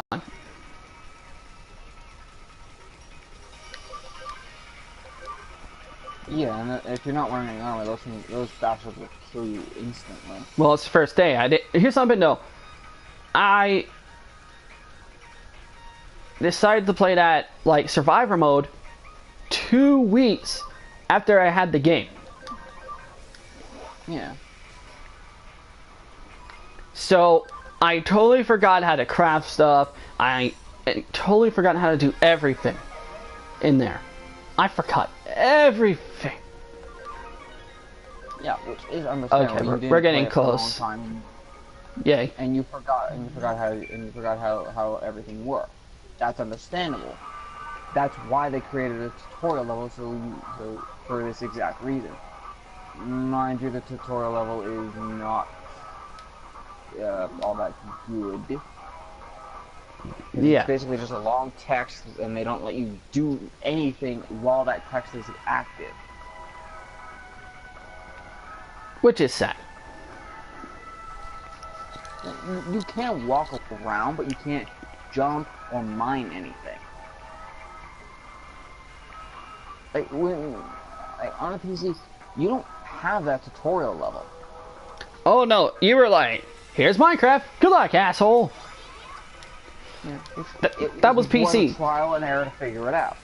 I had to have my cousins help me when I first played the game. Yeah, you had to look up Wikipedia and stuff. Yeah, but if you have people who've played the game, like I had it with my cousins, and I was borrowing, and I was sharing, and I was using their account whenever I went over to their house.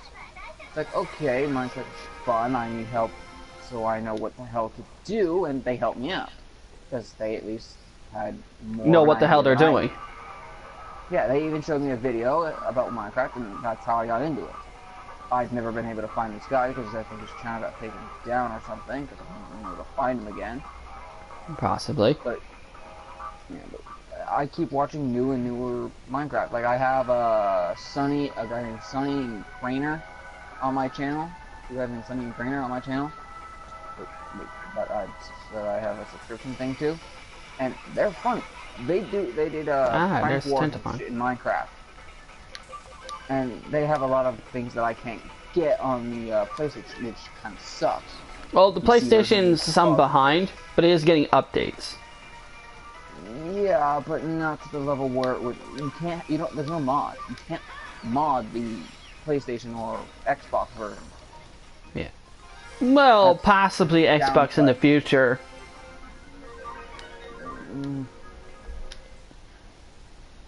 I highly doubt it. I'm gonna I get mean, they have Andromon. extra packs and skins that you can buy from the store, but it's not the same as a mod. Like, there's Yeah. the too many items mod that I wish I had. The Tinker's Construct mod. I just realized I would be a horrible Minecraft player. I would just grab nothing but I would just make nothing but dynamite and blow people's hard-earned creations. Oh, yeah, that's the thing. You can actually do that. I know. That's why I said I would be a horrible person. Yeah, it is extremely frowned upon if you do so, and if you get caught, I wouldn't you care. will be banned from the server. People go like, "You're a monster. You destroy my hard-earned work." Don't care. Like, I don't even actually go and play on the online things because I don't see the point. And I Digimon. actually officially get God Minecraft damn. because I'm using a non-official Minecraft thing, which is slow and buggy as hell. Yep. So once I get the official one, which will actually work properly, I will be playing Minecraft. I will find a good recording system that I can use and probably make Minecraft videos. Yeah, you could just live stream it. Yeah, but I'd rather have the one on the PC because at least that way I'd have the superior version, to be honest. Oh. Like, the console versions are okay, it's just that PC is better because of the mods. Makes sense. Like, anyone who plays Minecraft will agree that the mods make it far better because you have the Tinker's Construct, the too many items. Hell, I had a mod on here that was an evil creatures mod which created giant evil fire breathing chickens. I'm sorry, what? Yeah, I once had a mod when I was borrowing my cousin's account where I was it was a more evil monsters mod. I forget the actual name of it, but it literally created giant fire breathing chickens. Okay, I done my grinding. We're continuing on to the third chapter.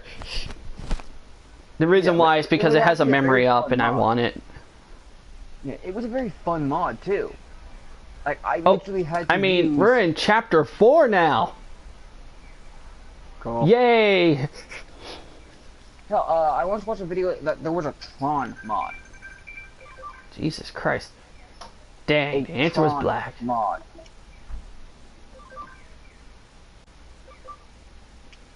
Like, every time I see a chicken in the game, it's like, oh, I want to get that evil monster, that evil mob mod again, and have giant fire-breathing chickens chasing me. Cause that was fun.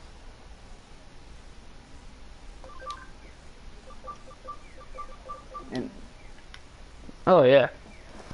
It's insanity though. yeah, I know. There's also a huge online community, and if you decide to be a complete and utter asshole and just not, there are certain rules that you have to follow within this community, and if you decide to disregard these rules, you will not have a pleasant experience in the Minecraft community. Well, okay, I saw this list that said the most toxic communities to be with. Yeah, And there are. here's something. The ones that were on this list were not Minecraft, but Call of Duty, Overwatch, and I'm trying to remember what the other three were, top of my head. I can't remember them. And it's just like when I heard those ones, I went like, I'm not surprised because Overwatch has gotten a lot of hackers as of late. Oh heck yeah! I've seen one hacker who basically, as soon as the match starts, his team will instantly win, and that was it. And I went like, the fuck? That's not fun. And like his friend, the people on his team were complaining about it too. And I went like, yep. You made a bad go. Then my team gets instant experience and all this stuff. Yeah, but then they have no fun playing the game. Yeah. And then there's like the new players who are starting off with, you know, the characters that are really good with to start off with. And when all of a sudden they're getting good with them, Overwatch players just get really pissy about it. And I'm looking at myself going like, the fuck? Well, that's why the hackers even started doing the hacking thing.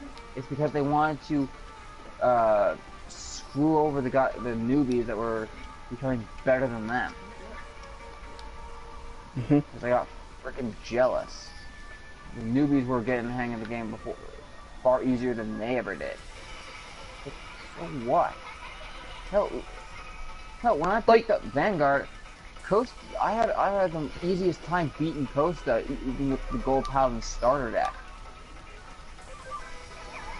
Because he chose Nova Grapplers and he isn't much of a natural card fighter more than I am. Which I found extremely surprising when I realized that. Like, holy shit. And hell, even the card fight community, there are some undesirables on there. But then again, that can go for any gaming community. Oh, hell like, yeah. There are snobs in Yu-Gi-Oh! Snobs in Yu-Gi, there's probably some in Buddy Fight. Like, you can think of any game, and there's some toxic players in there. Oh, yeah. I mean, there are lists about this. Yeah. Lists. If you want lists and toxic communities, just put down it on YouTube, and you'll find, like, hundreds of lists. There was, one team, there's actually a team on there that does Yu-Gi-Oh videos, Team A something, Team AP or something like that, and that's where I saw my first toxic players. I'm like, holy shit! I'm thankful that I've never actually encountered a toxic player like this. I mean, Costa does complain every once in a while about something, but it's a minor thing. He doesn't make a big whole deal out of it. And yeah. It's like, yeah, okay. But he's not a toxic player or anything. He does get a little too competitive, but at the end of the day, he's not like a lot of the toxic players that I've seen in these videos. Oh yeah. I mean, you've fought against Costa on several occasions. Yeah. Yeah, he gets a little bit competitive, but that's just because he really likes the game. And when he loses... No, it's his whole family thing. His family gets competitive whenever they play any sport.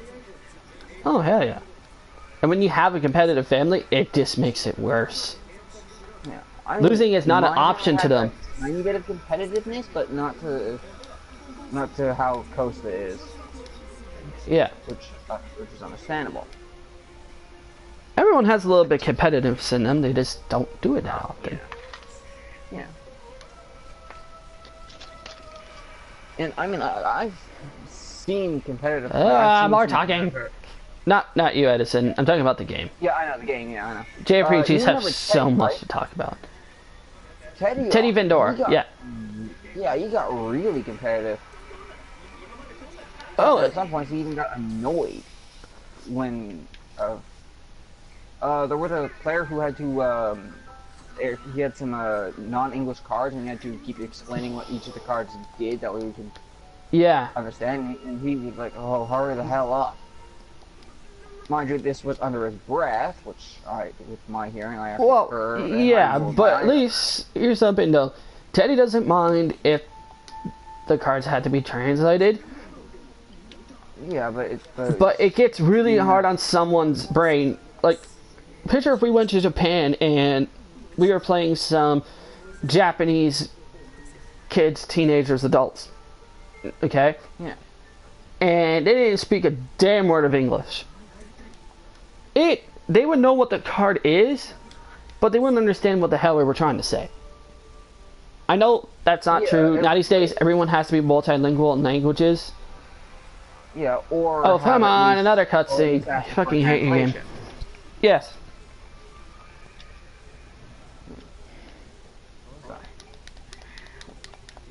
Right now, I'm just skipping this whole entire cutscene because it's getting literally I walk 5 steps and it gets into another cutscene. That's bullshit. Final Fantasy doesn't even do that. Yeah, but I do understand why certain games have quite a few cutscenes. Because they're trying to build a story here, but yeah. this is ignoring it. Yeah. But more like the current thing. Then there are other players that are. Then there's the sore losers, the sore winners. Well, sore winners are worse than the sore losers. Oh yeah. The sore losers are tolerable. It's the sore winners that are the sore winners are like, yeah, really I knew I'd win. And they like to gloat it. Yeah. I think that's the worst part for me. Is when they. The sore losers is like, oh yeah, okay, so yeah, I understand why they're acting like that, but at the same time, it's like, yeah, just stop. And just accept that you lost. Like with me, I really don't care if I win or lose. I just want to enjoy the game. Heck yeah. Like right now, I'm into 3 different card games right now. I play Buddy Fight, I play Card Fight Vanguard, and now I also play Final Fantasy, the card game. Not a bad card game, actually. Yeah. It's like Magic, except a little bit easier to understand. You also still do play Yugi from time. Yeah. I just have my deck disassembled, put away somewhere. Yeah. I mean, I still have several decks that I'm trying to complete, but that's because I've wanted to complete these decks for a very long time, and it's... Yeah. Like, the only way I would ever try to get back into Yu-Gi-Oh! If I can actually find some of the cards I've been trying to look for, and even online they're like sold out. Yeah, well, I'm a hell of a lot more patient than you are when it comes to that. Oh no, that's why I'm just waiting on them. Like, I stopped playing Yu-Gi-Oh! Because of pendulums. I can summon 3 blue eyes in 1 turn. I can do all the stupid shit that wasn't supposed to be logically possible. And then there's these new, like, prism cards that, you know, if they're connected side to side. Oh, yeah, the link summoning shit. Yeah. I watched a video on how that works, which apparently each person gets their own link summoning and zone, and you can use that to your heart, and you can do a bunch of shit with that. It's like, okay, yeah, sure. So what's the point? And we already had one summoning method that nobody really cared for. Pendulum summoning. They thought it broke the game. I mean, it made some slower decks a little faster, but with link summoning, it just slows everything down. Yeah, it feels like it's doing less than more. A lot of decks. Yeah, it destroys certain decks. It'll destroy heroes. It'll destroy anything that heavily relies on the extra deck. Hello, Pseudo. You backstabbing motherfucker. Thank you! Oh, battle. Okay, I'll take that. I'll take a battle. Just please, God, don't... With Vanguard, they're not creating these stupid, illogical, new game mechanics. With the way that the game mechanics work, you had the original, you had to get to grade 3 as quick as possible and deal as much damage as possible. Then it was the limit break, which gave you even more access to this kind of thing. Then there was the... Strides. And now there's the generation guards and the GB8s, and it's like, cool, what's next? What's next after Strides?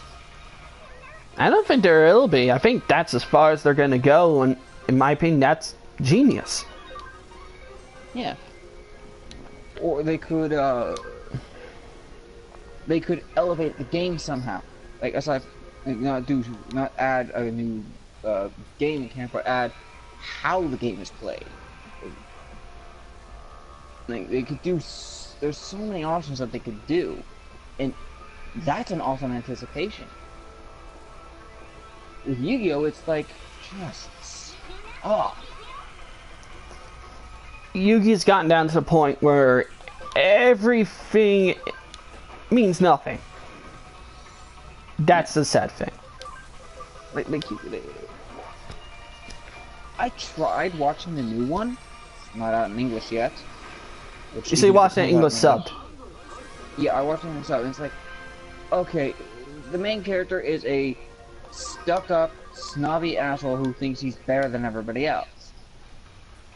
He's basically the opposite of a good main character. He's a bad main character. Yay! And then there's the whole thing about him having some of his memories lost. Oh man, he has amnesia too? Wow, you're just totally hitting that emo card, aren't you, Konami? Okay, we had the Pharaoh who was trapped in a mystical item for 5,000 years. Memory loss would happen.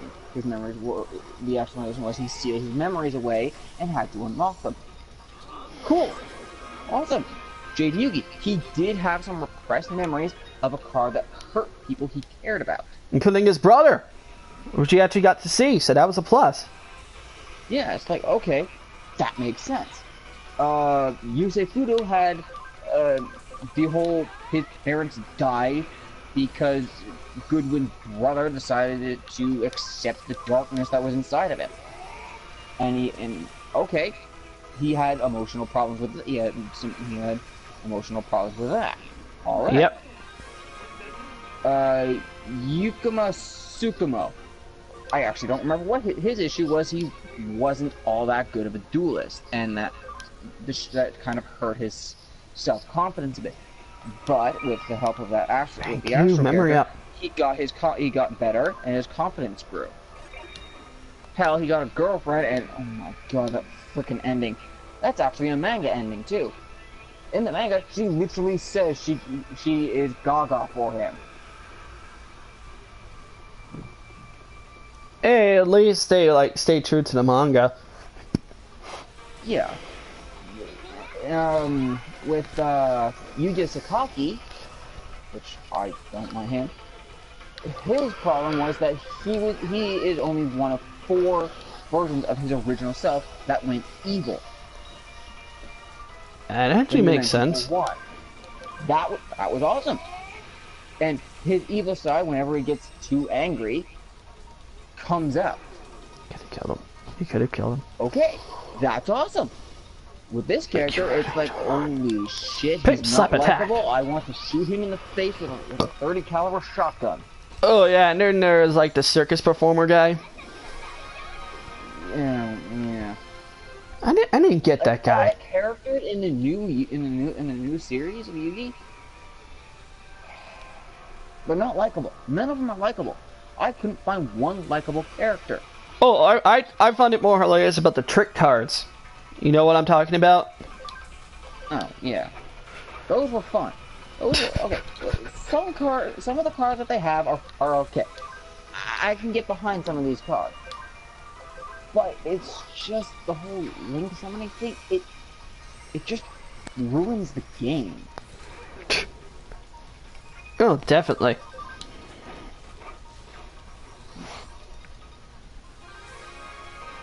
Which is sad because the way Konami is going with Yu-Gi-Oh, it's kind of it ruins it. Konami is now making pachinko machines. They don't give a shit about games. They don't give a shit about anything. Fair enough. I mean, at least with Blizzard, we're not gonna have that issue for a long time. Oh yeah. So that's a good thing for now. Eventually they will get to the ridiculous idiocy of Konami, where they start molesting the good fucking horse. But that's a long ways away. Yeah. And actually, speaking of Blizzard, Bushiroad, I hope that Bushiroad actually does continue the card fight online. Like they actually finish it. I think they really want to. Yeah, they do. They really want to. It's just. Well, think about this. They're releasing. They released a new card game out. That rolls on dice and cards. I know that for a fact. And I went like, okay, this doesn't sound so bad. You know, I've heard worse ideas. But I think like it's gonna be buried underneath Buddy Fight, and it's gonna be buried underneath like these other games, Buddy Fight and Card Fight. Yeah, and someone and Swartz and then. Yeah, like. Well, like why Swartz? No one buys those anymore because, it's just not that good. Put it this way, you're putting money into stuff that you're gonna buy a shit ton more. But at least right now for Buddy Fight, everyone has a different build. Yeah. I have a couple of guys that run bats, that run drum, that run like a bunch of different characters. Yeah, and that's a good card. Vanguard has several different clans, but they have several different builds within each of these clans. So many, it's hard to keep track of. Which is good. Like, there's the Blaster Joker build, the Shadow Paladin Blaster build. Like, it's insane. Come on. Ah, Digimon, you dick. No, there's even with the Premier Dragon, there's like what, 6 different builds you can do with that deck? Yes. Yeah. Hell, Buddy Fight, every deck is slightly different from the others. Yeah. With Yugi, it was kind of the same. Like you. Yeah, everyone was just run like. Remember back in the day when everyone was just playing Glad Beast and Six Samurai? Yeah, but each of those ones was built slightly different than the other. Yeah, for like 5 seconds. Yeah, and then everyone just kept playing whatever got like the tournament one done. And I went like, ugh, it sucks. Like, remember back in the day when we just made decks for the sake of making decks? Well, yeah, I remember that. I remember I made a pure sorcerer deck, and that was semi-functional. Yeah, I made a burn deck for bad reaction to Samachi. And the reason why I did that is because I didn't know anyone that actually was doing that. Yeah. Like, I'm still trying to build Destiny Heroes because no one plays Destiny Heroes. No one plays Ancient Years. No one plays Utopian wind-ups anymore. No, no one plays Earthbound Immortals anymore. Utopia deck. I do eventually want to build a decent Utopia deck. Yeah, I want to finish up my wind-up Utopia deck. Almost have everything except for like a couple of cards. What cards? Wind-up Factory. I don't have that card. Yeah, that's the hardest one to find. I do have number 99 for the Utopias. Yeah. Like, you know, the Utopia Dragon? Oh, yes. Yeah, I have that thing. Just when I say the following, it's not like we hate Yugi, it's just the fact that it's just grown to the point where you don't care. You just don't care anymore. That's what a lot of people are getting at. Like, I could probably ask any of the people who still play Yu-Gi-Oh! if they're gonna decide to get rid of their stuff. And if they do, like, I'll go, hey, I'll take it off, I really don't care. Hell, I doubt they'll even want money for any of the stuff, so they'll feel like, it has no value anymore, just take it. Yeah, unless it's like they're selling the deck. Yeah, if they're selling a deck, okay, they're gonna be money, but if they're just selling the stuff that they don't use, they'll go, I'll take it. But at least they're not as bad as Magic players. You know what Magic players do? They look for the one card that they want, and they throw the rest in the garbage. Yeah. And I'm looking at it and going, like, you paid like nearly $100 and something for a box of Magic, and then the stuff you don't want you just throw in the garbage? Like me, you know what I should do? I should just go up to every Magic player and say, all the shit you don't want, put in this box. I'll take it. And then I can hand it to Richie. and go like, there you go, Richie. Look at all the fucking magic cards I got. This is all the shit no one wanted. I'll probably have 50 different copies of a card, and one day, one of them could be worth some big money due to someone finding a loophole in one of the cards. I don't know. I've seen it happen. Like, Yeah. the Yu-Gi-Oh card Frog Jam that was only available at McDonald's was worth $500. Yeah. That's fucking insanity. And it was just a normal monster. Yeah, it's kind of ridiculous about some things. I mean, hell, Gold Sarcophagus is still up there in price. I think I still have one of those. Gold Sarco just keeps going up and down in prices. I remember my first Duke Dragon. That thing was worth like $44. Yep.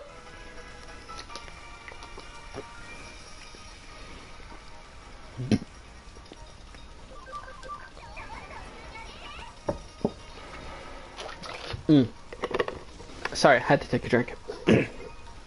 Yeah. Yeah, but it was just like,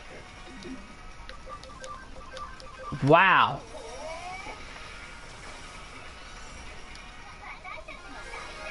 Yeah, right now I'm just grinding up some again because I have Andromon on the field. It's just insanity. Like, Yeah. the reason, like I said, I stopped playing Yu-Gi because basically from what I was seeing was a sinking ship. Yeah. Like, I'm never gonna go to a tournament, but I still want to play casually with my friends. Oh, yeah. Like, here's something that made me sort of laugh, okay? I'm at CG Realm. If you're ever in the Windsor area, go to Card Game Realm or Brimstone. Brimstone has more Yu-Gi-Oh players go there. But go to CG, non-existent. There's like, I think I've seen like maybe 6, 7 people. And then when we have card fight or buddy fight, we get maybe like 8 to 12. And then there's a shit ton of Magic players. But, you know, it's Magic, and that makes sense.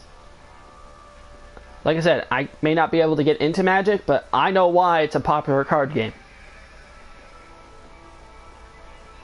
And it makes me sort of laugh now these days that I can't get into Magic the Gathering, because oh boy did I try. It's just the fact that when I was introduced by a really well-known Magic player here in Windsor, so that sort of works out. And he did teach me how to play the game, but I was just given like the worst cards because I was I tried dumb. to learn it as well, and I couldn't get past it. Yeah, like I couldn't get the hang of it. Final Fantasy, I can get that game. Why? Because I can literally ditch cards on my hand to summon a card from my field on my hand to the field. It's that simple. Yeah. So every time I see someone play Magic, I know they're are spending hundreds of dollars on boxes, or they're splitting with a friend, or, and I say or with big parentheses on it, they have a shit ton of money. And don't forget, they're making me probably after like 3 or 4 cards in there, and the rest they'll throw away. Which is, like, for me, that's just insanity. Hey, lately I've been playing, you probably already noticed, Borderlands 2. And the one thing when I'm playing Borderlands 2 is I was doing the Headhunter DLC. Okay? Yeah. For those who don't know, you had to originally pay like $2 to $3 for this, which lasted maybe 30 minutes. This ain't you speedrunning for it, this is just you playing it. And all it gave you was some really shitty heads. Like, okay, if I told you you were supposed to do a mission about getting 2 people to fall in love with each other, okay? What's the first thing that goes to your mind? What the hell's the point? Oh no, I mean like what kind of head would you get? Like head skin? Would you think maybe like a cherub or something like that? You know, Cupid. Right? Nope. Alright. Oh yeah, but you originally would think that though, right? You think like, Yeah. oh cool, I get like a little cherub head. That sounds so sweet. Nope. You get a head skin where your face has been pulled off and your face is now a skull.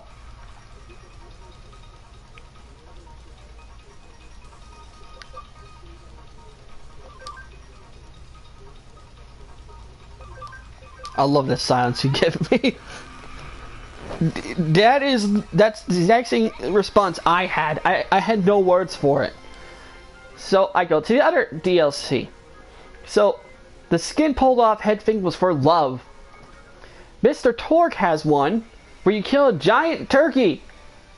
Guess what head you get? A fucking turkey head. And it has one of the worst side quests in the history of Borderlands. That doesn't surprise me. Guess what you have to do?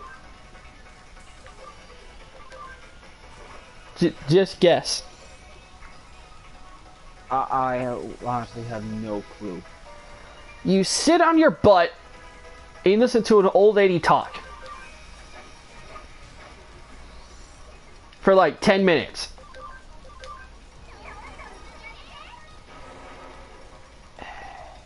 You know what your reward is?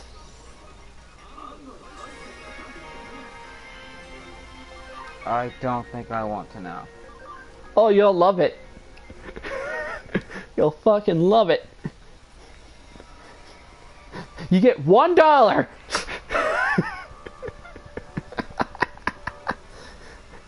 And then there's another quest. We have to listen to her talk again.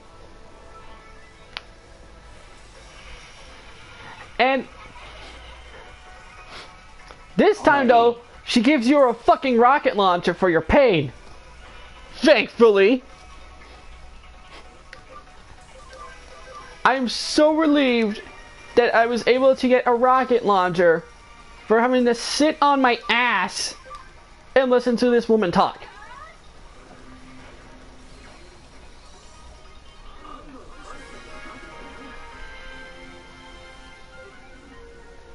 Heck, what she basically asks is, she'll ask if you remember something, and it's like mint chip ice cream, and the other one is, are you bored with me? And you hit no. And then she gives you like a really powerful rocket launcher after the second time you listen to her. So the second time, here's something though, you can legitimately leave your controller on, go to your computer, and watch anything. You know, someone's playthrough of a game that you're probably interested in, or, I don't know, porn, maybe. I don't know. And when you come back, it'll have the option, yes or no, and you hit yes, and then you hear her talk some more. And once she's done talking, which is probably the best part, she gives you the fucking rocket launcher. Hallelujah. Yeah.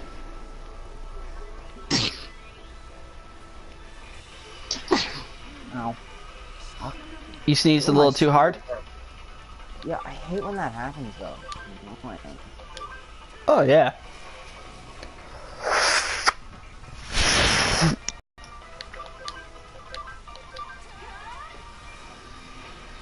Yeah, the new Buddy Fight box is, what's today, the 16th? Or today's the 15th? Gonna have to get up.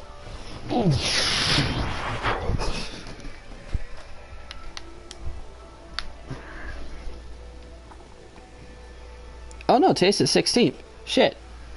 New Buddy Fight box is out today. And that has more.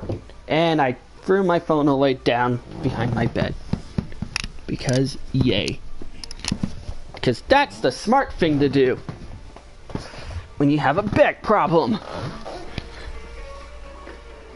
I'm not going to get it.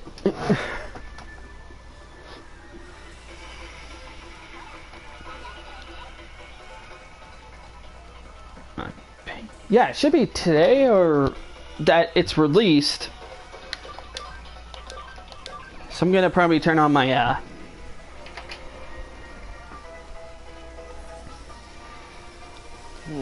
I'm probably gonna check on the Facebook. I don't know why I say it like that. I check the Facebook. Because lately me and my friend we pulled up some older cards that are like really hard to find. Like, for instance, in Buddy Fight, me and Richie split on a box, okay? It costs like 85 bucks. I put in 45, he put in 40. Guess where a minority of that, all those cards went to? Guess who got the majority of them? You? Nope, Richie. Because I already had a majority of the other cards, I only needed a couple. And me and Richie kept looking at this box while we were waiting for our friend Matt so we can get some Final Fantasy cards together to split with him. Yeah. And lo and behold, probably the best thing in the world is we kept looking at this box. It was the only one left. It was one of the first of the new set that came out. You know how like when you see the new set of something and it's the first one and you didn't have the money for it back then? You want to go pick one up to make sure you got all the cards?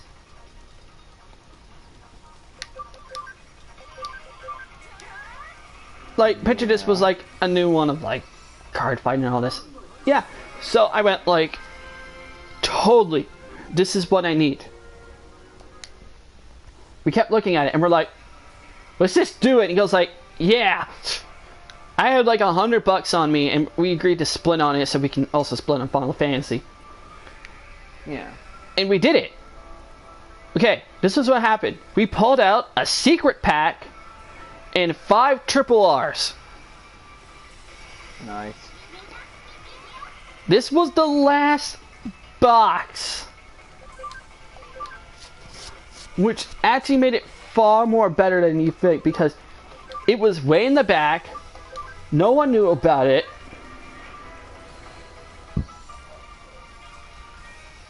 And it made me feel good.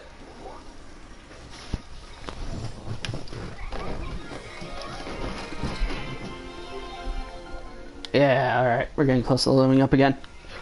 And it made me, like I said, made me feel good about myself. I'm like, yeah, we did good. Richie took a picture of it, you know, put it on the chat. Just maybe some of the guys may want some of those. Yeah. I mean, I do it too, but... Oh, and like for Buddy Fight, there's like 6 different builds. Like the build I'm going for is mill. You know, milling your opponent's deck. Yeah. And the build that works well with it is making your opponent mill and you getting life. Yeah. That makes sense. Yeah, and it's dark. Listen to this. It's Darkness Dragon World. It is literally the powers of evil that are giving you this power. Huh. Hilarious. Oh yeah. There's even a free turn and you dead kind of thing in this game, but it can be easily destroyed. Which actually doesn't make it too broken. Plus, it's not a free cost. You gotta pay like free life. And you start off with 10.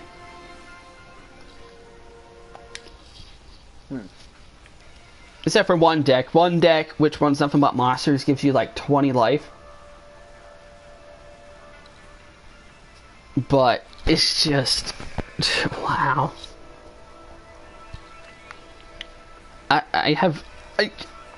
I think that's why I sort of like Buddy Fight a little bit more now these days, because it's so...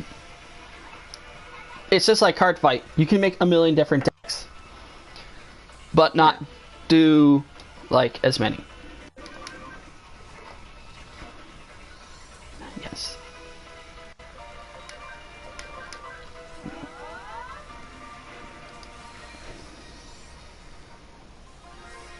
Ah, here we go. The Facebook.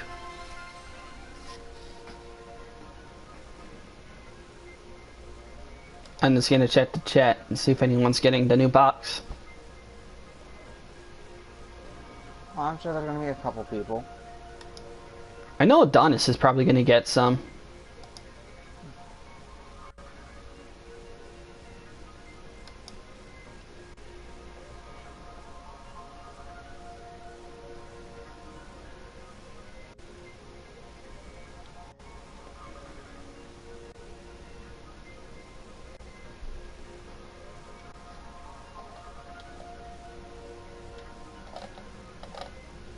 Yeah, I'm just letting it load up now. Because my thing's a piece of shit.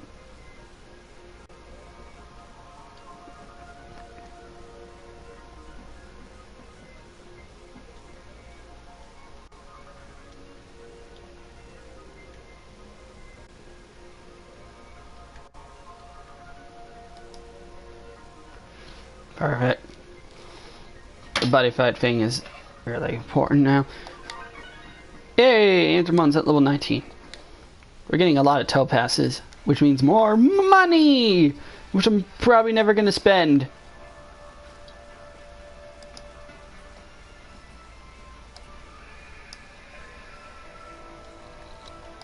No. Ah, Jesus, Mother Mary, just someone to guide me. Seriously, ain't gotta do. I just put down let's ignore it because that's what it is. Yeah. You're trying to ignore it. Yeah, by talking it over. Okay, punch. Okay, I'm almost dead. Good.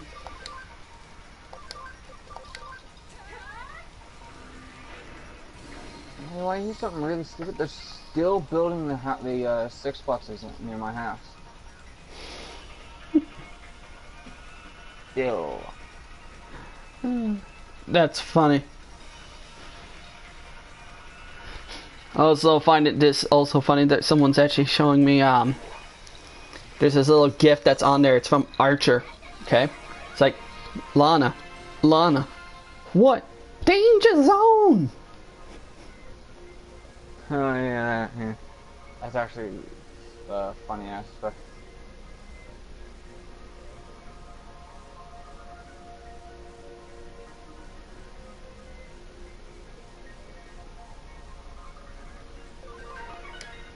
Yeah, we're just looking of everybody today.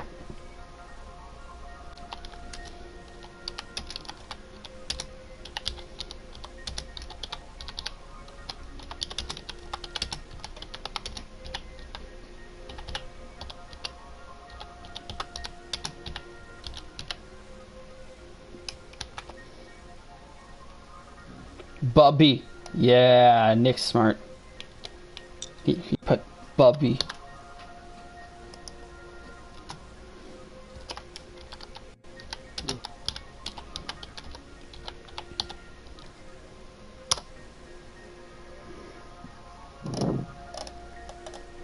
Oh yeah, did you have you seen any commercials about the new Alien movie that's coming out? Yes, that has. But it looks pretty cool. Yeah, it's sort of the one thing that actually sort of caught me off guard now these days. It's like, wow, they're actually gonna make another Alien movie, and like, at one point, I can understand why a lot of people are happy for it. It's like, yeah, cool. But at the same time, it's also understandable why they don't like it. Yeah.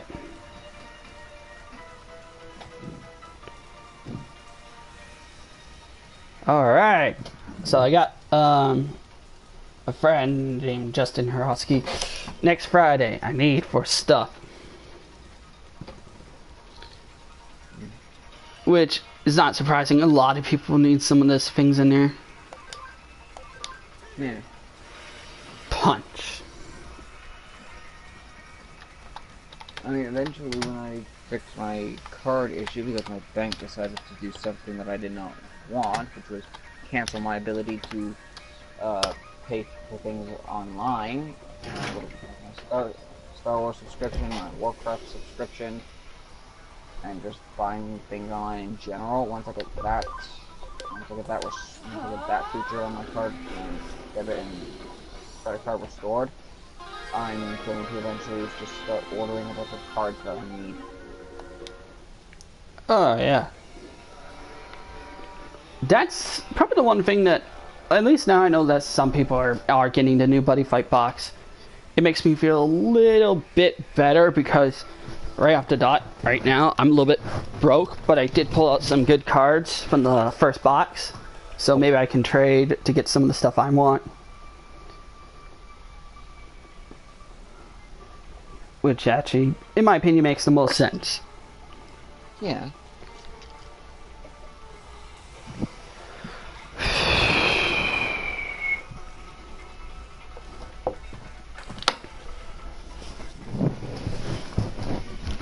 Whoop.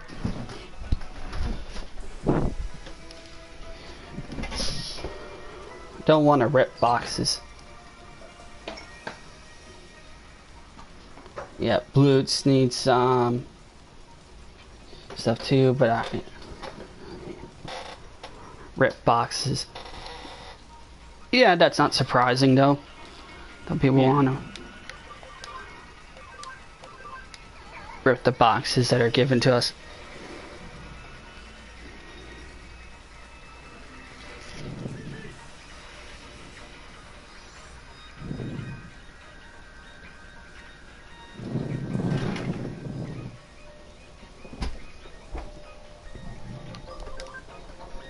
Celestial Hero. I'm just making sure that all them up to level 30 and then I should be good to fight the thing from the very beginning of the game. Guard break. Yes.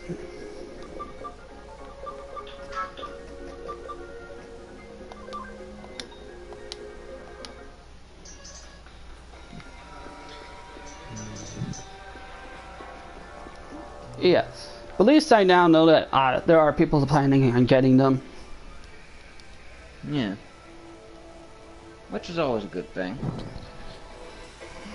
At least there's stuff in the boxes. Like, I know for a fact there's gonna be like Darkness Shadow Dragons, which actually makes me feel a little bit more happier getting some of the new stuff.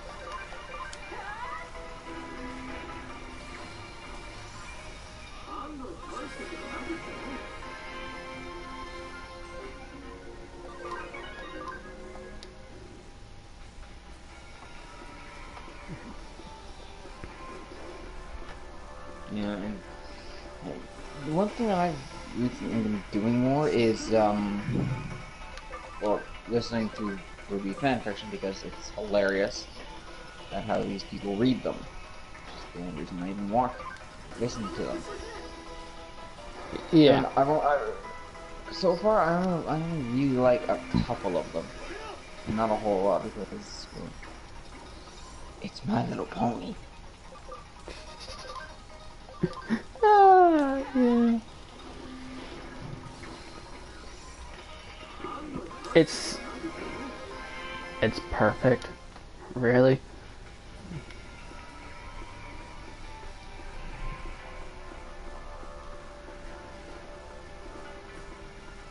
But yeah, I'm not surprised by any of this. Like, I should just be very. I've even tried looking up some other fan fictions, like at least ones that I can watch on YouTube, and that is a pain in the ass to do. Yeah, I know. It's like, you know who Linkara is, right? Yeah. Okay. His fiance Vega has made a fan fiction involving Pinkie Pie and Cheese Whiz. The guy who does the, you know, the one that does It's Weird Al Yankovic's My Little Pony? Yeah. So they have like a kid and all that. I think the kid's name is Cheese Whiz. So picture a child like that, Pinkie Pie, and also a little bit of Weird Al. God, that'd be a horror to see. That'd be fucking hilarious. Yeah, but it's at the same time you'd be like, God, what the hell? Yeah.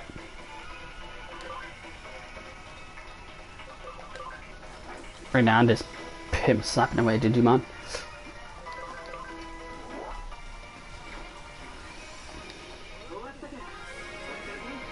So I may be doing something a little bit crazy.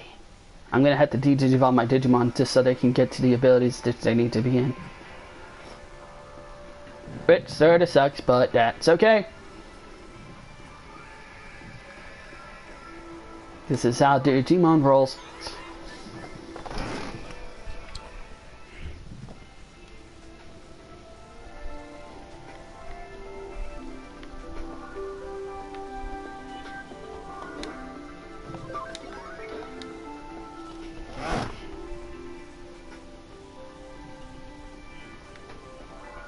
They're doing? Oh yeah, gonna sell some shit. Topaz gets 6,500 yen, which is only $65 in Japan. Have you ever heard of a place called Springs? Yes! Yes, I have. It's right near the bingo. Yeah, I've gone. It's actually quite fun. Especially their go-kart track.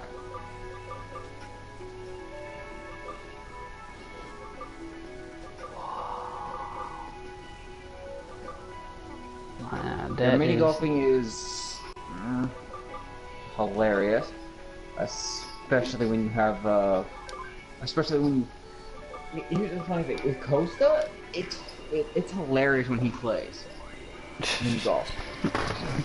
It's what the first 4 holes.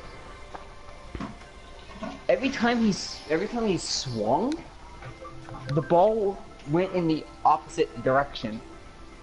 Like he hit it to go forward, it hit something and went out somewhere else, or it just never even went to hit anything. It just popped out of the freaking thing. Whoa! Like on the 4th and 5th, on the 4th and some other holes, I got a perfect hole-in-one.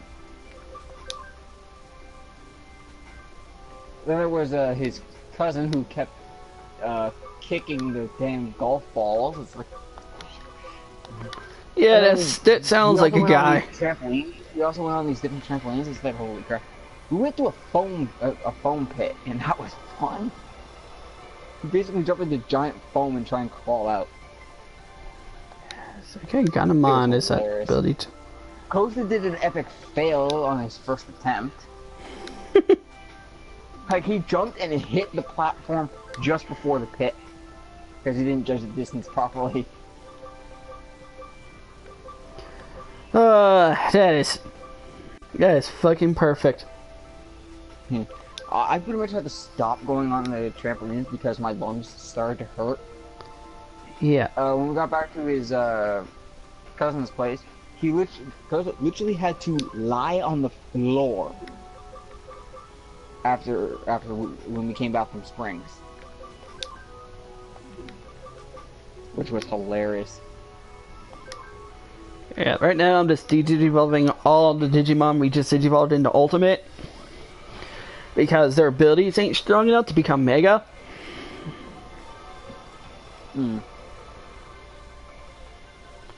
Which now they are! Yay! Nice. Just gonna see if he can digivolve any other Digimon while he's at it, because, you know, he's sort of an idiot like that. The current series I'm reading for the My Little Pony fanfiction is called Change. It's Change? Yeah. Okay. Change! You got it! Change! You know the changelings? Yeah. it's basically that, but Twilight is their princess. No, that actually makes so much sense. That can't be fan fiction. I mean, Discord has a son. It's literally My Little Pony fan fiction reading, like FM fan fiction reading, changed on actually on episode 25 or chapter 25. I was 25. I'm halfway through chapter 25. You are hooked. Yeah, there's another one called the Vamp Pony Chronicles.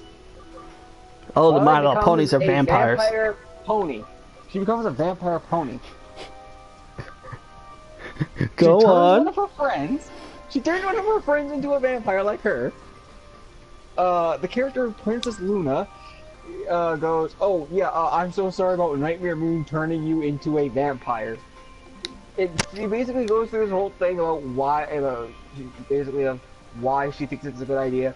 One of the characters, Fluttershy, turns in this reality, in this fanfiction, turns out to be a changeling who took the place of the real one who died at the when you see in the original show where Fluttershy gets her cutie mark.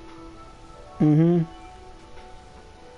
So it's a dark version of the story. It's like, holy shit, this is awesome.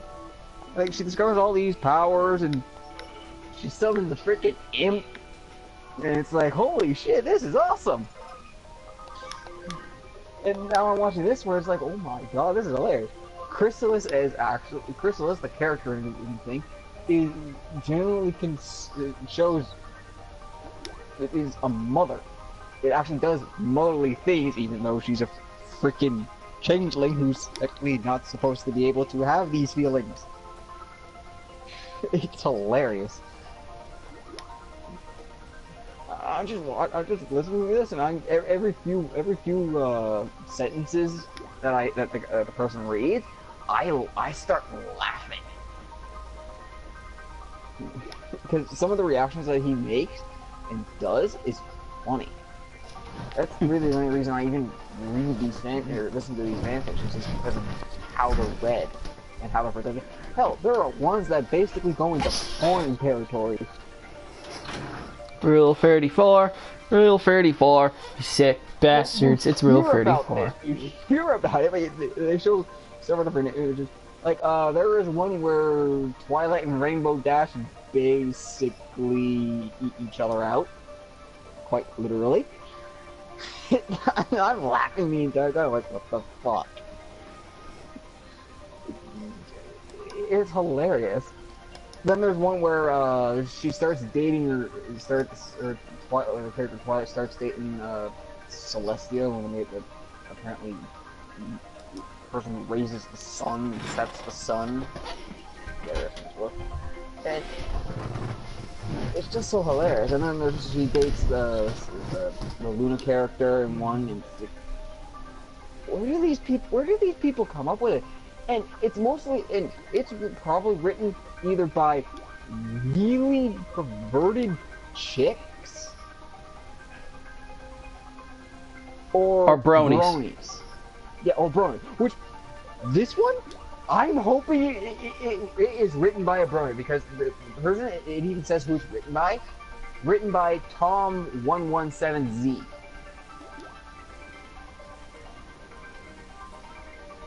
So this guy who wrote it is obviously a brony.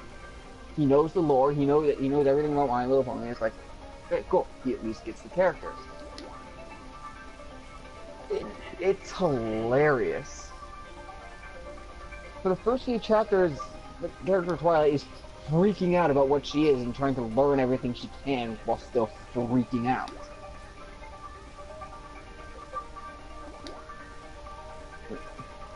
Right now I'm feeding my pile of poop. No, literally, like when you feed him, he's chewing, and then he sticks out his tongue, and then he goes like. Yeah, I know, but the way it's when you say it, like, you don't expect anyone to literally say, "I'm feeding my poop."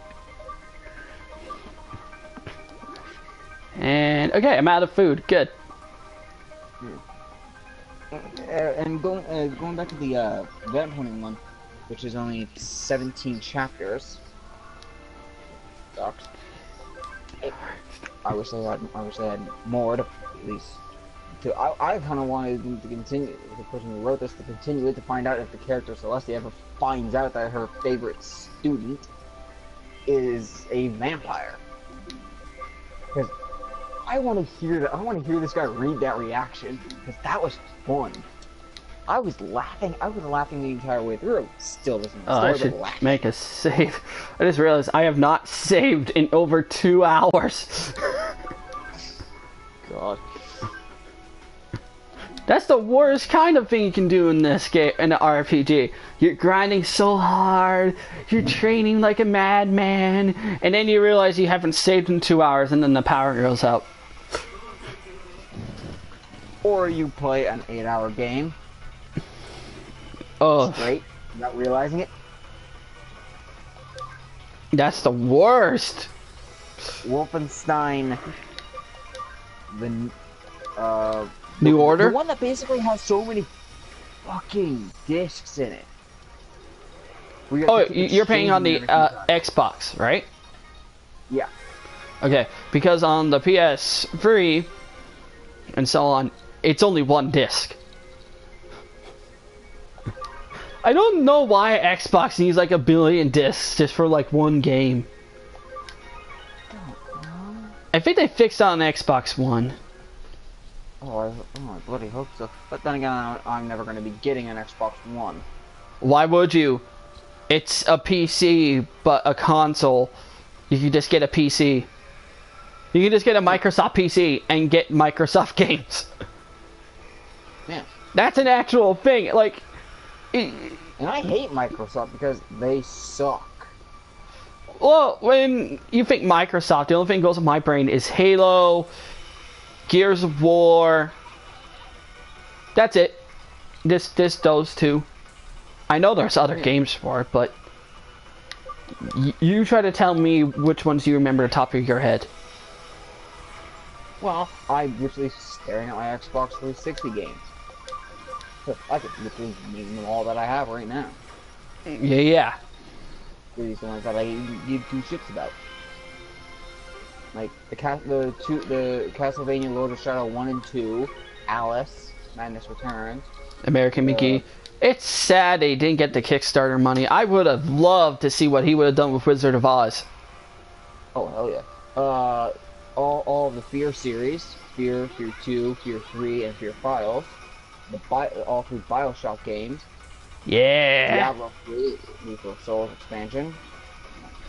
With the Necromancer though. Dishonored. Both Transformer games. I think there's more than 2. There's Transformers War for Cybertron and Fall of Cybertron. And then there's Transformers Darkspark, which I beat in a day. Oh, okay. So, yeah. Because I'm thinking, I'm like, yeah, trust me, there's more than one Transformers game. Yeah, okay, here's the thing. Live action mixed with, the War and Fall of Cybertron. Yeah. With basically an evil version of the Matrix of Leadership. At least it's not as bad as the new movie that came out. Oh, but you'd actually be wrong on that one. It's worse. It really is worse than the new movie. The new movie is a masterpiece compared to this game. Really? How many fight scenes you get in the game? Yeah, let's put it this way. The fight scene, you basically fight, like every Transformers game, you fight the same enemy over and over again, except for one thing. I put it on the hardest difficulty, and I felt like I was playing on easy mode. I beat it in a day on the hardest difficulty. And I don't normally play hard. Ever. Alright, let's check what equipment I got here. Normal ever. I usually I switch between normal and easy. No, nothing good. And for Darkspark, I chose to play on hard, and I beat it in a day. Well, I was able to beat BioShock 2 in a day. Yeah, if you On the hardest difficulty. Yeah, But with Bioshock 2, it was still a challenge. Not for me. You at least died a couple. At least I never most people died. died a couple. Yeah, but you knew at least how to avoid dying. Most people still died even on the hardest difficulty. Maybe because I played it back on the PS3 like 50 fucking times. Yeah, and that's why you were able to not die on the hardest difficulty. Whereas I played it on normal and died at least once each of its levels. But that's because because I didn't know where certain shots came from that killed me. Yeah, like I beat that game with all the Vita chambers shut off and on the hardest difficulty. Like the trophies that I don't have are common in one hidden trophy. Yeah. And the thing is with Darkspark,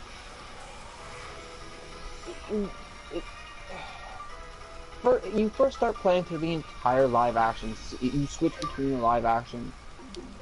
There's like, I think Live action cutscenes and anime cutscenes.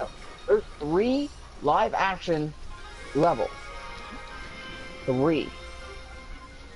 Mhm. They are incredibly easy to beat. I barely took any damage, even on the hardest difficulty, and I was able to win with ease. When it went to the Cybertron one, it got even easier, even on the hardest difficulty. Stealth sections were a joke. Like, yeah, okay, you can avoid the enemy so easily, but what's the point of a stealth section? That is actually a very good question. It's like If you can get on a stealth section without even the risk of getting detected. here's something. At least like in The Last of Us. I know some people don't like The Last of Us. I do. And one thing I can fun. Yeah. But its stealth mechanic, it did one thing right with the stealth mechanic. People could see you, but could not see Ellie. And I know some people go like, "Oh, that sounds dumb." It isn't, because trust me, if everyone saw Ellie, or even better, like Elizabeth in Bioshock Infinite, you would be fucked. Yeah. You would have to watch them 24/7. But at least, like Elizabeth, she's a good supporter, and make sure she gives you sometimes health kits and ammo and money. Coins. Yeah. Yeah, which is all great. God bless She her was on also that. a lockpick. You didn't have to Yeah, carry around a bunch of lockpicking crap and do a lock thing. She was that mechanic without actually having to do it, and you just had to like a button. and And Ellie, she went and unlocked the like, door. she could defend herself. She had a knife. And went like, yes, and she actually had a personality. So did Elizabeth, but it took me a while to see it. Yeah, but yeah. Unlike the 2 previous ones where the little sisters barely had any personality whatsoever. Well, think about this. They were infatuated with Adam. They were, like, high on that shit. Yeah, but they were also mini atom factories too. Yeah. The little sisters were catalysts for the Atom. So they were highly desirable. And why were females the only ones able to do that? High tolerance. That's my answer. Because I never could figure it out. And they got they literally started extracting Atom from sea slugs. Yeah, and then putting into little girls. Could Which- possibly be feasible aside from putting in the little girl thing. I'd like to with know who was the Bioshock genius that came up with that. How we're gonna give this to other people? Let's put it inside little girls. Bet you $50 that was a pedophile. The expansion for Bioshock Infinite, the other one of them, you actually meet the doc. You actually get to listen to the doctor, and one of the things you actually get to see the doctor actually do this. Which is... Oh, sorry for anyone watching. A little bit of spoilers. We apologize. Yeah, But I'm sure still- people later into what part of it. Yeah, I still say if you haven't played it, it's on sale right now, where I'm live streaming on PlayStation. So, you know, Like, I'm eventually gonna go get it myself. I yeah. have a crap ton of stuff in my cart that I need to buy. I just need to go get freaking. Oh, you can remove those from your I'm not cart. removing them. Oh, I'm no. not removing anything from my car. I want all the stuff in my car. I just gotta go get the cars to pay for it all. Yeah, and It's don't just forget, some of the wait. things that you said that were on sale, they're probably not on sale no more. But Oh, yeah, Infinite so is, if you want, like, Saints Row 4, Get Out of Hell with the Metro dual games as well. You can get that pretty cheap right now for under $25, which is actually a really fucking good steal. You get 4 games. I'm probably not gonna do that though. Actually, there is one game that I actually really did have a problem with, and it's the only one that doesn't have any form of a boss battle. And that is Alice Madness Returns. It had one boss battle at the end of the damn game that was so easy to beat, it was ridiculous. Then Yeah. again, BioShock had a villain, actually had 2 villains, technically speaking, but one you killed through a cutscene, and the other one also died. You got him down to basically Yeah, when but you get at both least of the battles. the final battle in Bioshock, like, he kept bringing more and more onto you, so you had to learn how to adapt. Or, as I like to call it, just put mines everywhere and watch him get fucked. That's how I always beat him. BioShock 2, you had several mini boss battles before the final one. Yeah, And with then- the big sister, which was a Yeah, good and- ad, in my opinion. That was probably a really, my best But ad the one- into the hold on, game. depending on how many little sisters you save, and depending on who you let live and who you let die, like if you kill the one guy in the weird tank thing, that's part of the good ending. Yep. You're a mercy killing. You have to, if you want the good ending, you have to do one mercy killing and let everybody else live, and save as many little sisters as you can. I saved all of them, dude. BioShock Infinite, Oh, you don't. guess how many endings are in Bioshock 2? 6. Damn it. You actually knew it. Fuck. I thought you wouldn't know. 6? I didn't know there were 6! Yeah, there's 6. I did not know there are, were technically 6. speaking, 2 different endings for Bad, good. BioShock. Yeah. There's actually no. There's the bad. There's the good. The bad, which is yeah, there is only 2. Because the bad one, you basically take over the world.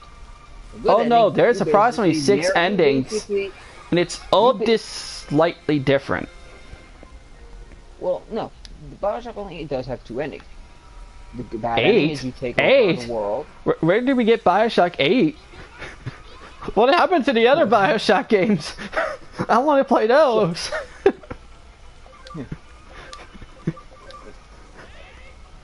And then the good ending is basically you adopt all these little sisters that are unlittle sistered. Oh, they grow up. They grow up. You basically have to watch them get an education, get married, and you watch yourself literally die Yes. happy. Whereas the other ending, you basically take over the world as a tyrant. Yes, so basically you become Hitler. Yeah, basically, yeah. BioShock I 2, apologize. you have 6 different endings.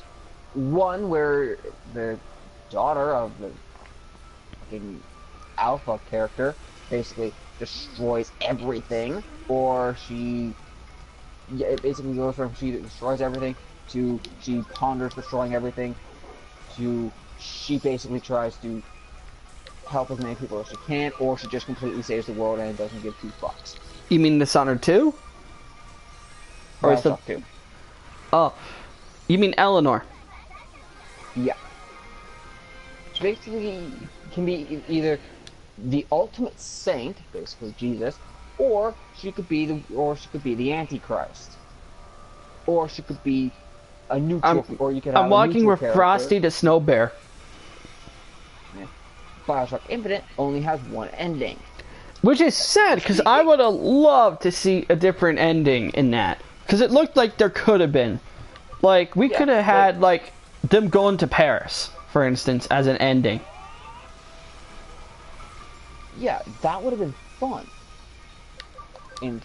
instead, we get an expansion that basically says, oh, guess what? We also both Booker DeWitt and Elizabeth both die. Oh, by the way, for anyone who's wondering, in Burial at Sea DLC, it's more creepy because we know that Booker and Elizabeth are actually father and daughter. In the DLC, they're hitting on each other. Like, that's... Yeah, but that's actually more of a ploy just to get his trust. Yeah, but it's so creepy. Like, come on, it's incest. Stupid Bioshock Infinite. Like, yeah. Infinite was at least a good game. I give it mad props to that. Story's all over the place, though.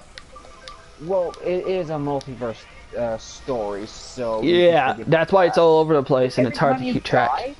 Technically speaking, another Booker DeWitt is brought in. Why do you... Yes! And every scene that you have that has that nosebleed thing, that's basically them having to bring in someone else, another Booker DeWitt, because he died. Yeah, that's probably the most amazing part, too, of it, is that you had to do research to know what the fuck was going on in this game. Yeah. I won't lie, that made me feel upset. Timeline with Comstock. By the way, who names their person? Who names themselves Comstock? Like, you making people who give names like Apple or Pear or Bootylicious an excellent name in comparison. Yeah, but he basically... And don't forget, he's a holy man. That makes it worse. He's a supposed holy man that has vision, but he's Booker DeWitt that has a tumor that's gonna kill him. Yep. Because of what I think the best part is when you kill yourself. Yeah, you literally kill yourself. Stop killing yourself. Stop killing yourself. And then your daughter kills you. And then your daughter kills you. Yeah, like seriously. Technically, she has you killed twice. Well, technically, yeah. Which is so, it's like, you go like, you know what? We need to make sure, like, the creator who made Elizabeth, he got offended. Guess how come? Because people were making porn of Elizabeth. Yeah, he hated it. Yeah. He despised it. I went like, dude, you made the only female character there. There's only one female character, and you suspect them not to do it? Well, technically, there are the two characters, the reality hoppers that seem unaffected by the side effects of reality hopping. Yeah, that's it. That's because, like, she was the one who was experimenting with it at first. And then she found that her male counterpart was also experimenting with it, and yeah, after that shit hit the fan. You know what? I want to ask a question to possible future fans out there that are future fans or future viewers, listeners, or whatever that's going around. What is the worst final boss battle you ever had? Because for me, I hate boss battles that are quick time events, like in Uncharted 1. That boss battle was like hide away, and then quick time event, and that was it. It was so annoying. What was the worst boss battle you had? Okay, it wasn't even a boss battle, technically speaking. It was in Dishonor, and you have to save Emily. It's like, wait, he doesn't even put up a challenge. You can literally just, if you get the time stopping ability, you can literally stop time, run up to the bastard, stab him in the throat with your sword, and you get the good ending. It doesn't matter how many people you kill, you get the good fucking ending. If you let her die, you get the bad ending. It doesn't matter how many people you killed, or if you did the bastard murder route, or the stealthy, I didn't kill anybody except for the targets route. Wait, that makes no fucking sense. Now, I remember beating Dishonored, but... Okay, here's the thing. I was able to get both endings because I replayed the game. I accidentally let Emily die because I shot the bastard with a gun. and get the time stopping ability, and I got the bad, and I'm like, shit, I gotta replay and see if there's a good ending. I get the time bending ability, I save her by running up to the dude, stabbing him in the throat. Okay, so let me while saving her. And I get the good. I'm like, what the fuck? Okay, let me get this straight, okay? In order to get the good ending, you just have to save her. You just have to save her. See, that explains a lot, because when I first played Dishonored and beaten it, I went like, never again. But what I remembered the most out of that was killing that boss. I remember straight up killing that motherfucker. And I got the good ending. And I remember stabbing and murdering everybody. Mm-hmm. And you get the good ending for that. Too. Okay, here's Dishonored 2. You play as Emily Spoiler on alert. the first one because... and yeah, okay. There's two endings for Emily and Corvo. The one ending, which I got, was you basically murder everybody in sight. You basically, and you kill the person who tried to dethrone you. Okay. The part that I have an issue with is the spirit of her mother. She basically says you're a disappointment because you murdered people. This is the semi-good ending. The real good ending is where you don't kill a single person, not even her, and you basically trap her in a painting forever. You free Corvo, and you basically rule as a kind, just ruler, or you could basically rule as a murderous psychopath on the throne.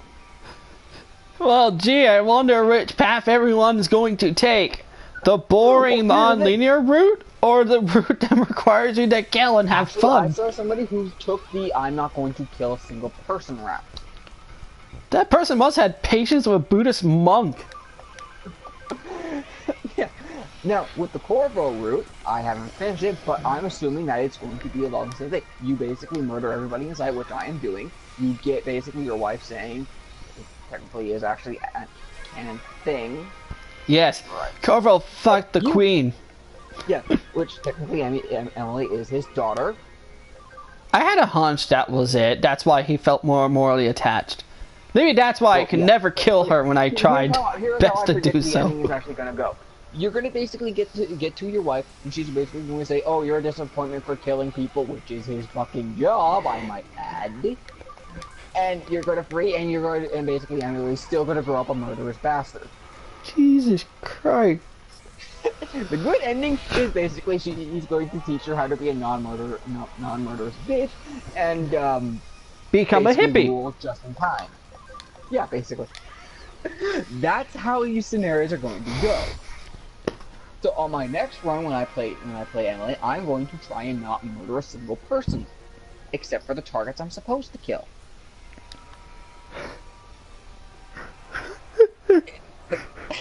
I'm going to get the fuck you, Bethesda, for one. I applaud the creators, man. Like, it's Bethesda. They created the most fucking stupidest ending things possible. Well, Dishonored 3, we get her child. Here's how this is gonna go. You can murder every bastard in the thing, and you'll probably get 4 different endings. You'll probably get the good ending where you're basically a hippie, or you get the ending where you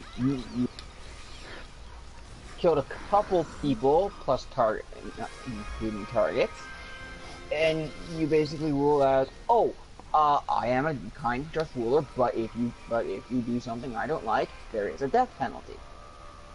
Or the other 2 endings are going to be, I like to go out every few often and go and kill homeless people. And then there's the horrible ending where you rule. Well, if you kill the homeless people, you'll take care of the food problem. Yeah, but at the same time, it's like, oh wait, it's gonna turn into something more shit. But actually, more or less, it's gonna be the 3rd ending where you basically turn into a murderous tyrant, or you turn into a neutral character because you've done half non-kills, half kills, and you rule as a kind, just ruler, but you also have a death penalty installed. Or you rule as a kind, you rule as a hippie. That's how the third game's gonna come out. If they make a third one. Well, this one has actually, well, aside from the bugs that they have on that they had on the PC, this game actually went over well enough that they actually might create a sequel. I don't know what they're going to put in there, but it should be interesting. Hell, I would be fun. It would be fun if we had to play as a both a brother and sister, like in the Fable games, except better and with more stabbing people in the throat. And less Paramount you.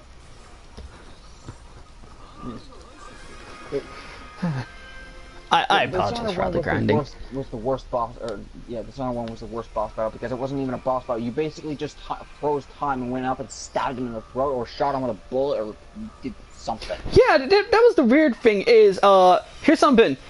You want to hear a funny story? When I was playing Dishonored. Sure. All right, I'm playing through Dishonored. I haven't killed a single person. I make it right to the end of the game, and I went like, yeah, I did it. I'm gonna get that trophy where it says beat the game without killing a single person. I didn't get the trophy. Now I wondered why. I went like, I didn't shoot anyone. I've only knocked people unconscious. I disposed of people without using any violent outcomes. And then I realized right in the beginning of the game, I shot a guy with one of the tranquilizer darts you get on your crossbow, okay? He fell into the river and drowned. Yep. That counts as you murdering him.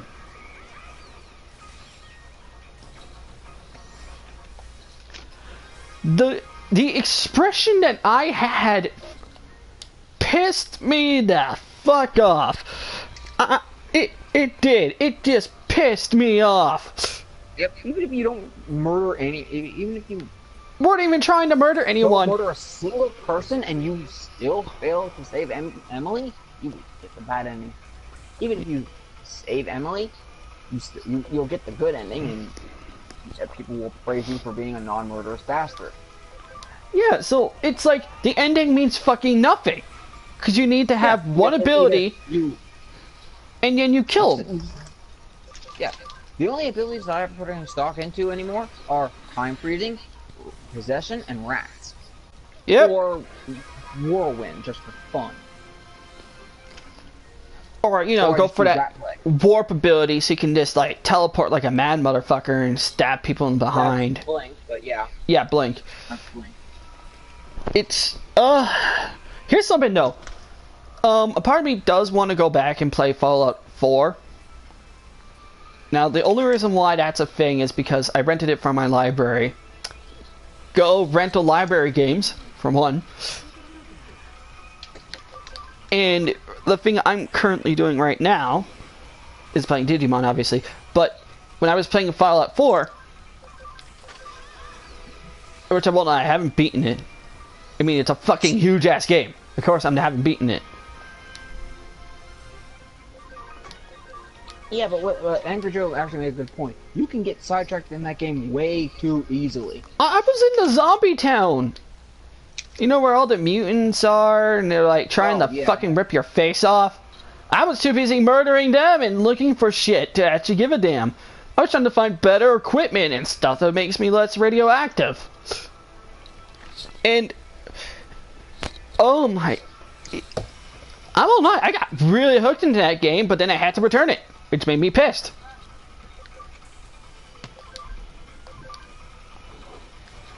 Like, that's a good game for you.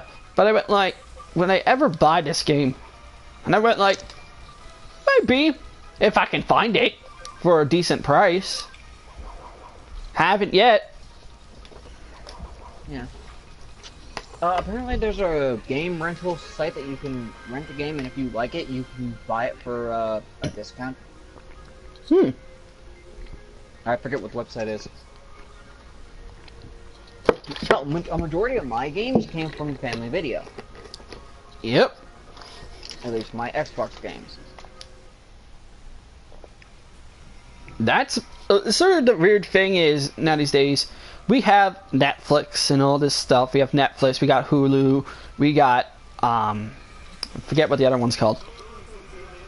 Yeah, we got so many different sites that you can watch stuff from. Movies, and they have their own independent shows that are exclusively on there, which actually makes it the shows actually worth watching, which is always good. But we don't really have a really confident game one. I think the closest one we had was I'm trying to remember what it was called, where you could just rent games and you could hold on to them for the longest of time, and that was their downside. Well, no, that's the site I'm talking about. You can rent it for as long as you want, and if you want to buy it and let them know that you... Yeah, but I mean, like, I think they had, like, limited number of games, of copies of the games. So I wonder if they improved on that. Yeah. Because this is the gaming demographic. If someone wants to play a game, and it's a long-ass game, they're gonna take their time with it. Oh, yeah. Richie Punch. I'm just trying to get them back into Ultimate, so this way we can Digivolve them into Mega.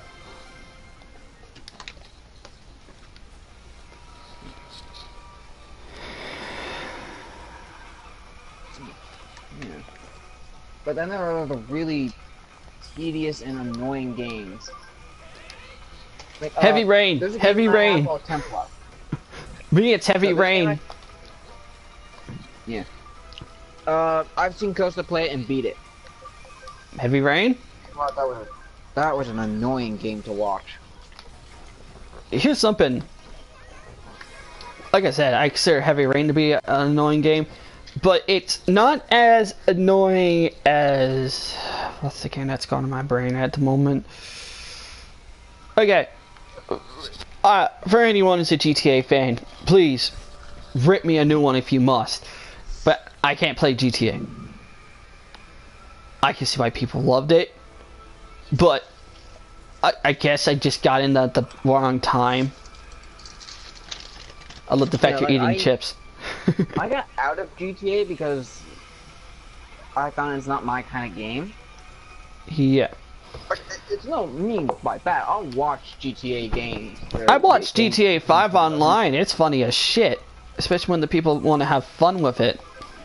Yeah, like I'll watch stuff for GTA, like races and other stuff like that for fun. It's like, yeah, okay, cool, this is fun, okay.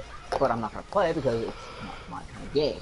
Oh yeah. For me, it's Bully. Bully is a Rockstar game, and if you haven't played Bully, please give it a chance. Dear God. Yeah, I've seen you play it, but the one game that really frustrated me after the first playthrough I got was Templar. There's these collectible armor and swords and shield sets that you can get. Hardest damn things to find and get. Because they're hidden in each level. It's like, oh my god, what the hell?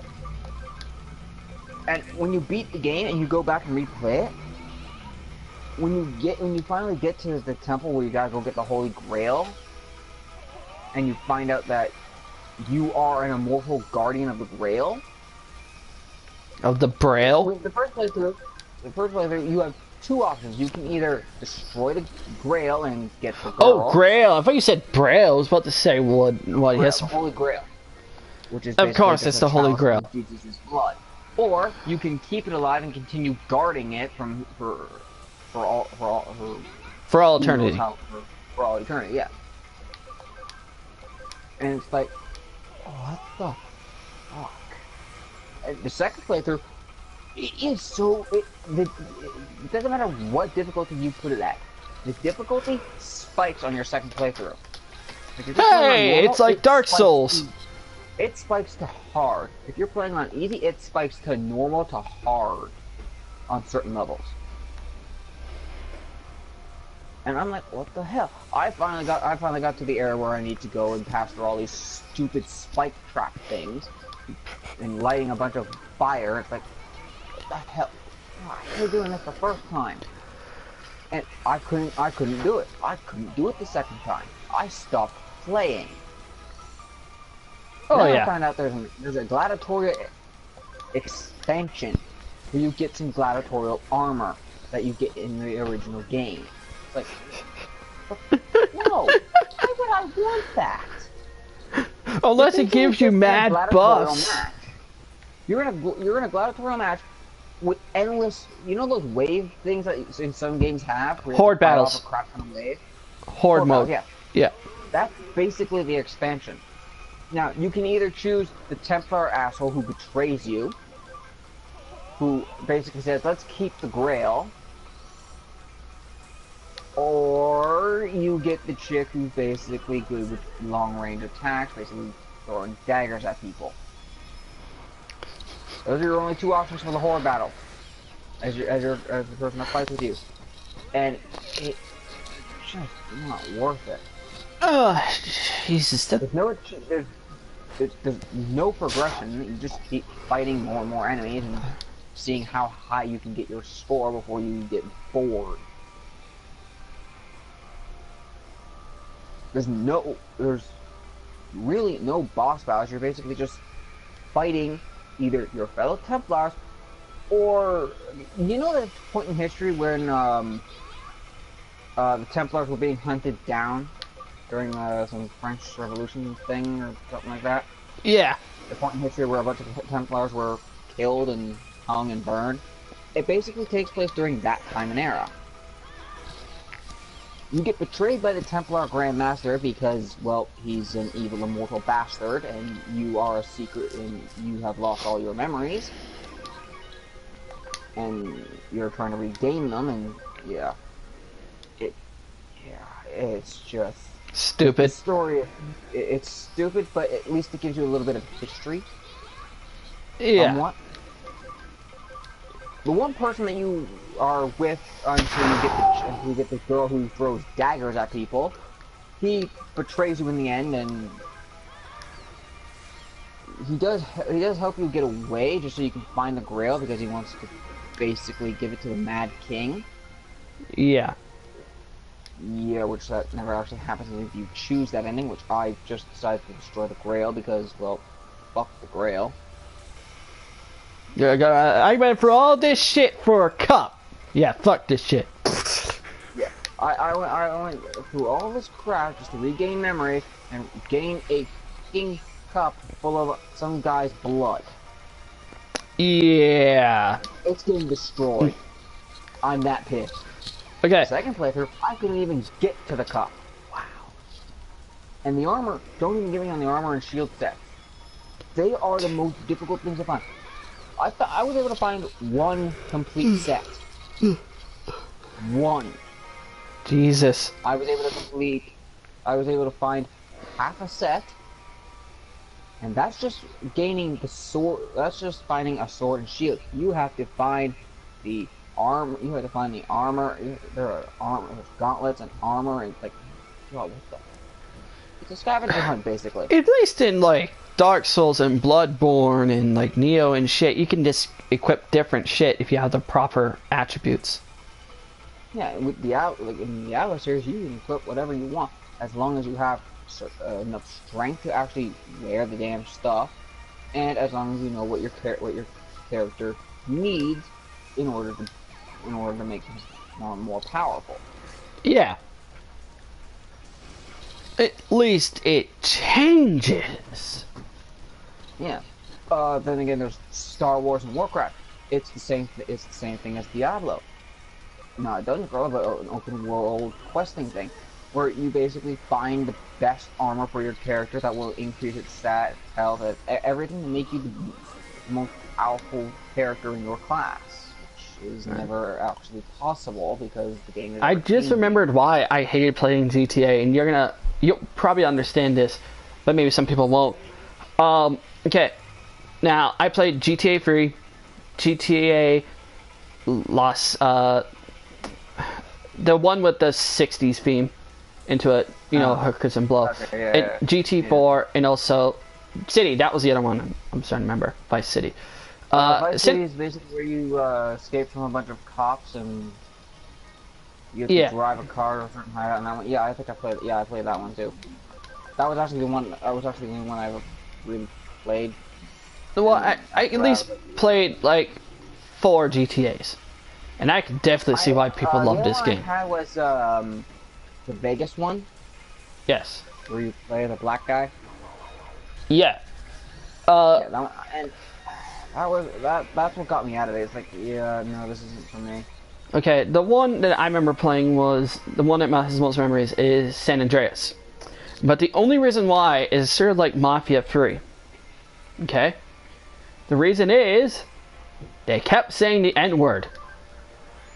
Oh, yeah. That's all I remember in these games. It was like, yo, you, I'm not saying it. But when Yeah. the best part of that game is someone saying the N-word? Yeah, something tells me you need to get your priorities straight. Yeah. There are certain games that I've watched and seen Angry Joe review.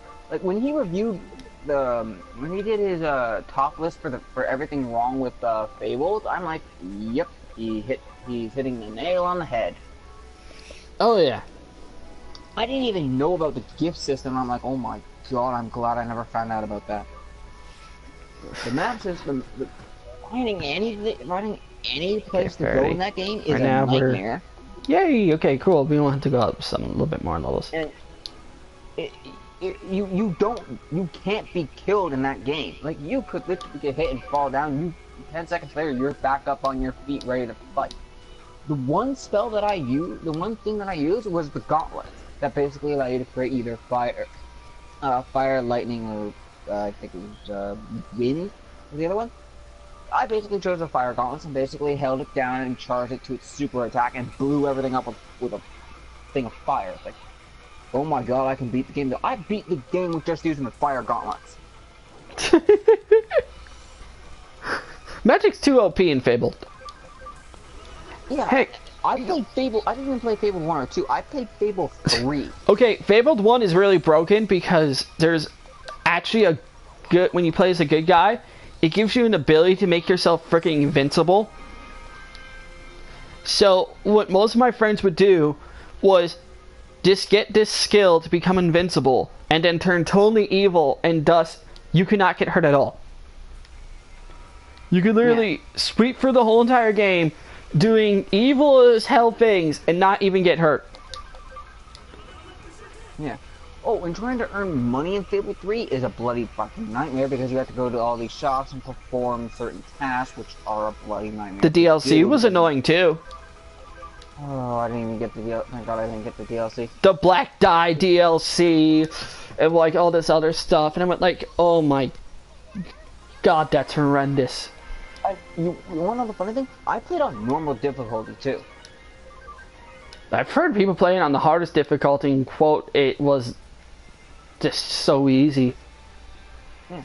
Like I'm pretty positive that a lot of people have played games that got that grab bad. the fire gloves. The moment I got was able that I could learn I could get the fire gloves. I'm like, okay, I'm gonna try and win the game with this thing. I beat the game. And I did it to the point where I ran out of money. To save the pretty oceans? No, just because I wanted to be the nice guy. And Yeah, yet I you kept wanted the good murdering a bunch of ending. people. Yeah, I got the good ending as a poor broke bastard. But at least I got the good ending. If I ever play the game again, I'm gonna go for the fucking bad ending and go, yeah, fuck all of you. Yeah, fuck your ocean. No, you literally have to decide whether you restore a desert or not. And then Yeah. do it prosperous. It's like, okay, It's yeah, sand. sure, okay. Why do you It's care? Buster's Oasis if you do that. Okay, that's fine. I would like to enjoy an oasis at some point. Sure, I'll restore it. Then there's the sewage problem. I'm like, okay, just dump more in there. Why? Which saved a bunch of money as well, because well, you just dump more sewage in the place, and it's like, fuck the people living there. Yeah. One of the quests, you have to help a guy. You have to help werewolves invade a village, or say, fuck all of you, I'm gonna kill you. I chose to help the werewolves. Did And? not change. I still got the good ending. I make all the worst choices in the whole entire game, still get the good ending. You suck! No, here's the thing. If you pick to help the werewolves, that leads you to the good ending.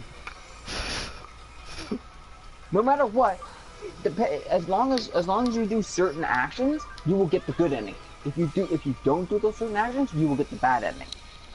Like, it really comes into play when you are king. This is when the choice system comes into play. You either choose to be a tyrant like your brother, Who dismatters, who just gives up the crown or anyhow. you choose to be the most heavenly person. And it's like, oh, okay, let's go to the heaven. Let's try to go for the heavenly route. I did everything to make sure that I got the heavenly route. Was unprepared for the battle because I ran out of fucking money. And the guy that teaches you how to fight in the beginning, you have to fight the evil out of him. Why am I the picturing a evil black woman is just black fucking goo. Okay, why do I have this weird feeling if I, like, when you said I had to beat the living shit out of him, to beat the evil out of him, the first thing came to my mind was a big fat black woman beating the shit out of someone saying, "The power of Christ compels you!" No, you are a skinny woman beating a fat man. But I want to be a big black woman beating the shit out of him. And then yelling out, "The power of Christ compels you." You are a skinny. If you pick a girl, or you are basically a skinny person, either male or female, depending on your preference, beating on a fat guy. Who trained you in combat, and you're just whacking them over the head or setting them on fire. And you do so well, hold it. If you chose the good route, you are doing so with wings with angelic wings. Or if you chose the evil route, you basically get devil wings, and you're beating on a fat guy. In original Fabled, like, when you were evil, you basically just had demon horns growing out of your head. And apparently that's supposed to tell people that you're evil. I'm looking at this going like, if you break barrels, you count as evil. Yeah, but there's no point in breaking the barrel. There's nothing in them. Yeah, Fable 2, still nothing in the barrels. Fable 3? Still nothing in the fucking barrels. Dude, you know how bad it is when even basic RPGs, even bad RPGs go like, okay, here's some money and some, like, put like 5 gold in a barrel and we'll feel happy about it. Like, okay, I don't know. When you break those little box things, you get teeth, which is the in-game currency. Yep. Okay, Fable 1, 2, and 3. You break any crate, anything in the game that you think will have money in it. Nope. Hell, I literally had, by the end of the game, 1 health potion because I got rid of the rep. I just kept 1 health potion just for fun. Didn't have to use it. I didn't. I had like 50 damn things before. Like, So you could have had a potion keg party, what you're saying, basically. Basically, I could have literally said, "Hey, here's a bunch of free potions on me. Because I don't have to use the damn fucking things. I'm a fucking immortal god." You do not die in Fable 3. I got whacked to the ground.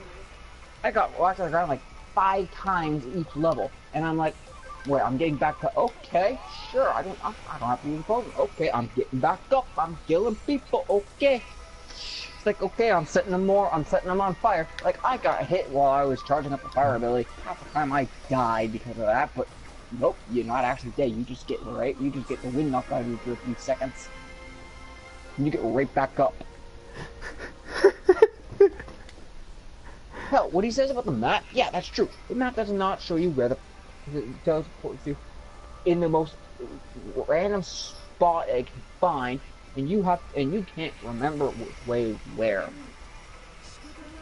Like, imagine you got on a roller coaster. You got on a roller coaster, and you went for, say, you kept like the world's most insane roller coaster that had loops galore, and you get off. Imagine how disoriented you would be afterwards. I think I'd That's probably basically vomit. the map system. That's basically the map system. You have no sense of direction at this For point. any future game developers who somehow listen to this, please make sure your maps are good. Make good maps. Make good quest markers. Make sure the person knows where the fuck to go. But you're one of these levels. You're supposed to go down to an underground resistance against your brother. We are I had resistance. the hardest fucking time finding it. And the resistance leader is a black woman, a skinny black woman, who also helps a childhood friend of yours. Depending on if you chose the female character, she will become the female character that you choose will become the sister of the tyrant brother. If you choose the guy, the girl becomes the love interest, or if you choose you get the idea. Mhm. You basically find the resistance, which is hell to do, and you basically have a nice romantic reunion for about 5 seconds before the resistance leader comes in and says, "Yeah, he's my bitch." Yeah. One of the levels, you have to invade a party where the guests are werewolves, and you have to fight them off. Oh shit. Digimon man. Oh yay.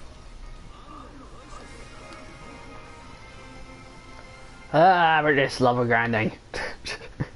No, you get to pick either a sword, between several different swords, a sword, a hammer, or I forget what the other thing was.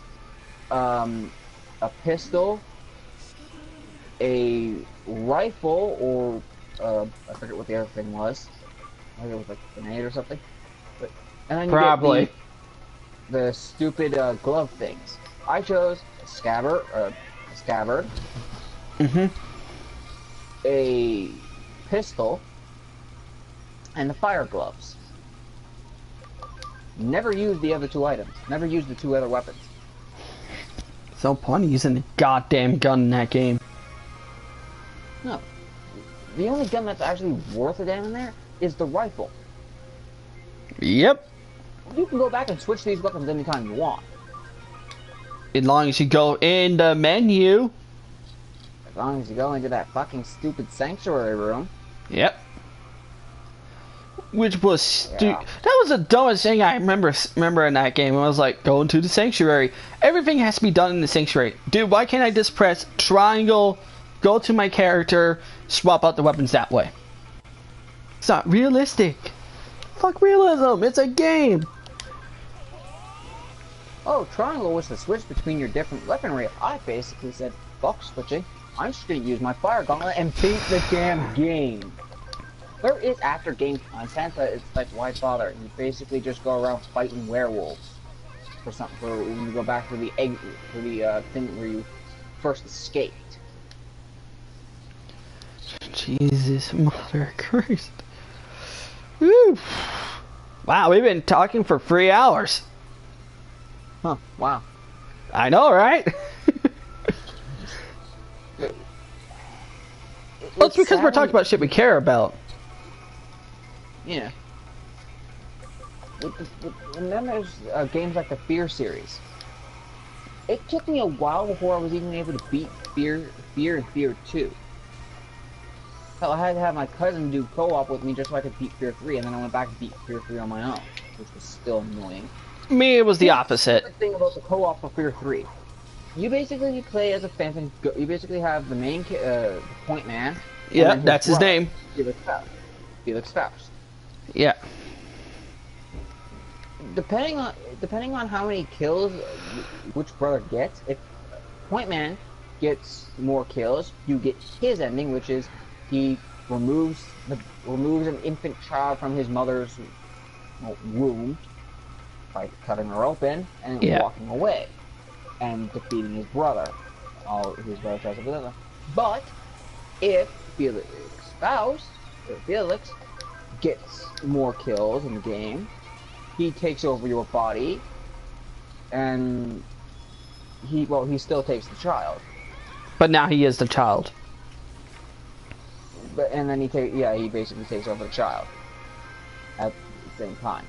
Mind you, the mother still dies, Except when your brother takes you over, you kill your mother and take over the baby after a few years, according to the game. But okay, if you just play single player, the brother you get the point man's ending, no matter what. Yeah. If you go back and play through the game, you'll probably get the evil brothers. With Fear 1, it's you basically I forget what the ending is. You basically just fight until you. The credits for Fear 1 and 2 are long. I got the DLC for Fear 2. You basically play as the enemies you fight in the main campaign, but you play as a traitor because of the psychic link thing. Ah. And you basically get taken over by the brother you apparently kill in the first game.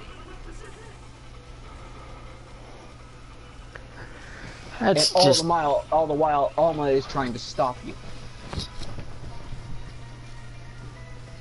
Throughout the original Fear 2 campaign, you are basically trying to get to this sealing chamber for Alma, where when you get there, she proceeds to impregnate herself with your seed. That's the main campaign. That's the main campaign. The second campaign, she's trying to stop you from getting to her psychotic son, the one you play as a ghost in the third one. Fear Files is basically just playing through number 2, the sequel, but from the other Fear Squad, and then the enemy squad. 2 different main campaigns in Fear Files. Also, both of those endings are semi-long. But the Fear series is a good game. It gives you a lot of jump scares whenever Alma decides to pop in Show and up. out. Yeah. In Fear 2, you kind of get a little bit more. You kind of get a backstory about how that whole thing got started. And Fear 3, it finally ends. It gives you more information and finally ends in the lingering questions from Fear 2. Yeah. Speaking of someone who's also beaten the Fear trilogy, here's something. Try to remember that story without looking it up. Makes no goddamn sense. No. Like, you basically have Alma, this Also, don't play the PS3 version. powerful psychic god, or psychic goddess, who basically gets impregnated more than once.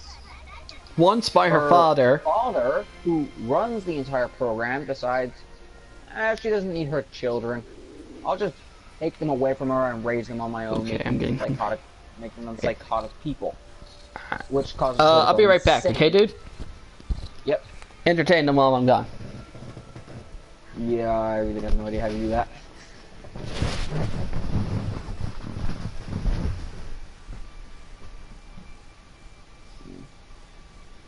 Actually, I'm gonna be back myself. I'm gonna go make some food.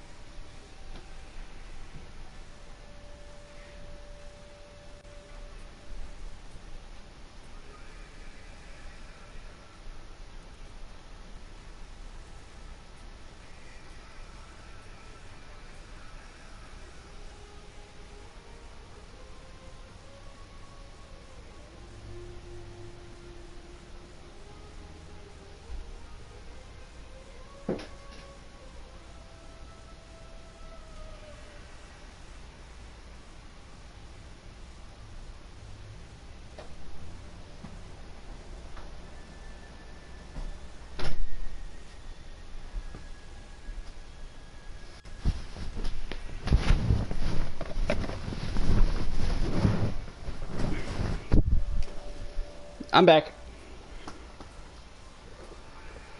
Hello?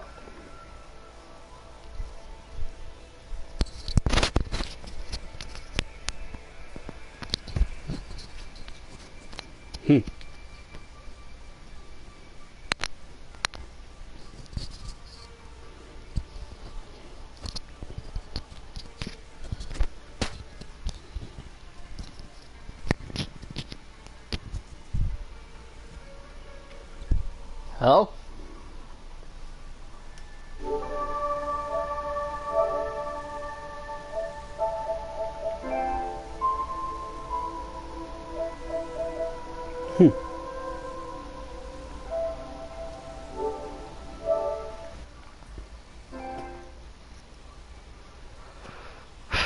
Alright. It seems my friend Edison has left. We've literally talked over 3 hours worth of content. Fuck. You know what? I'm gonna make a little save here. Next time we're sadly gonna have to do some more grinding. But at least now they're gonna be over ability 20, which means we can digivolve them into Mega. My name is Winner. Either you liked the video or you did not. If you did, you can to see more. Subscribe to the channel, leave a thumbs up or a thumbs down. Till then,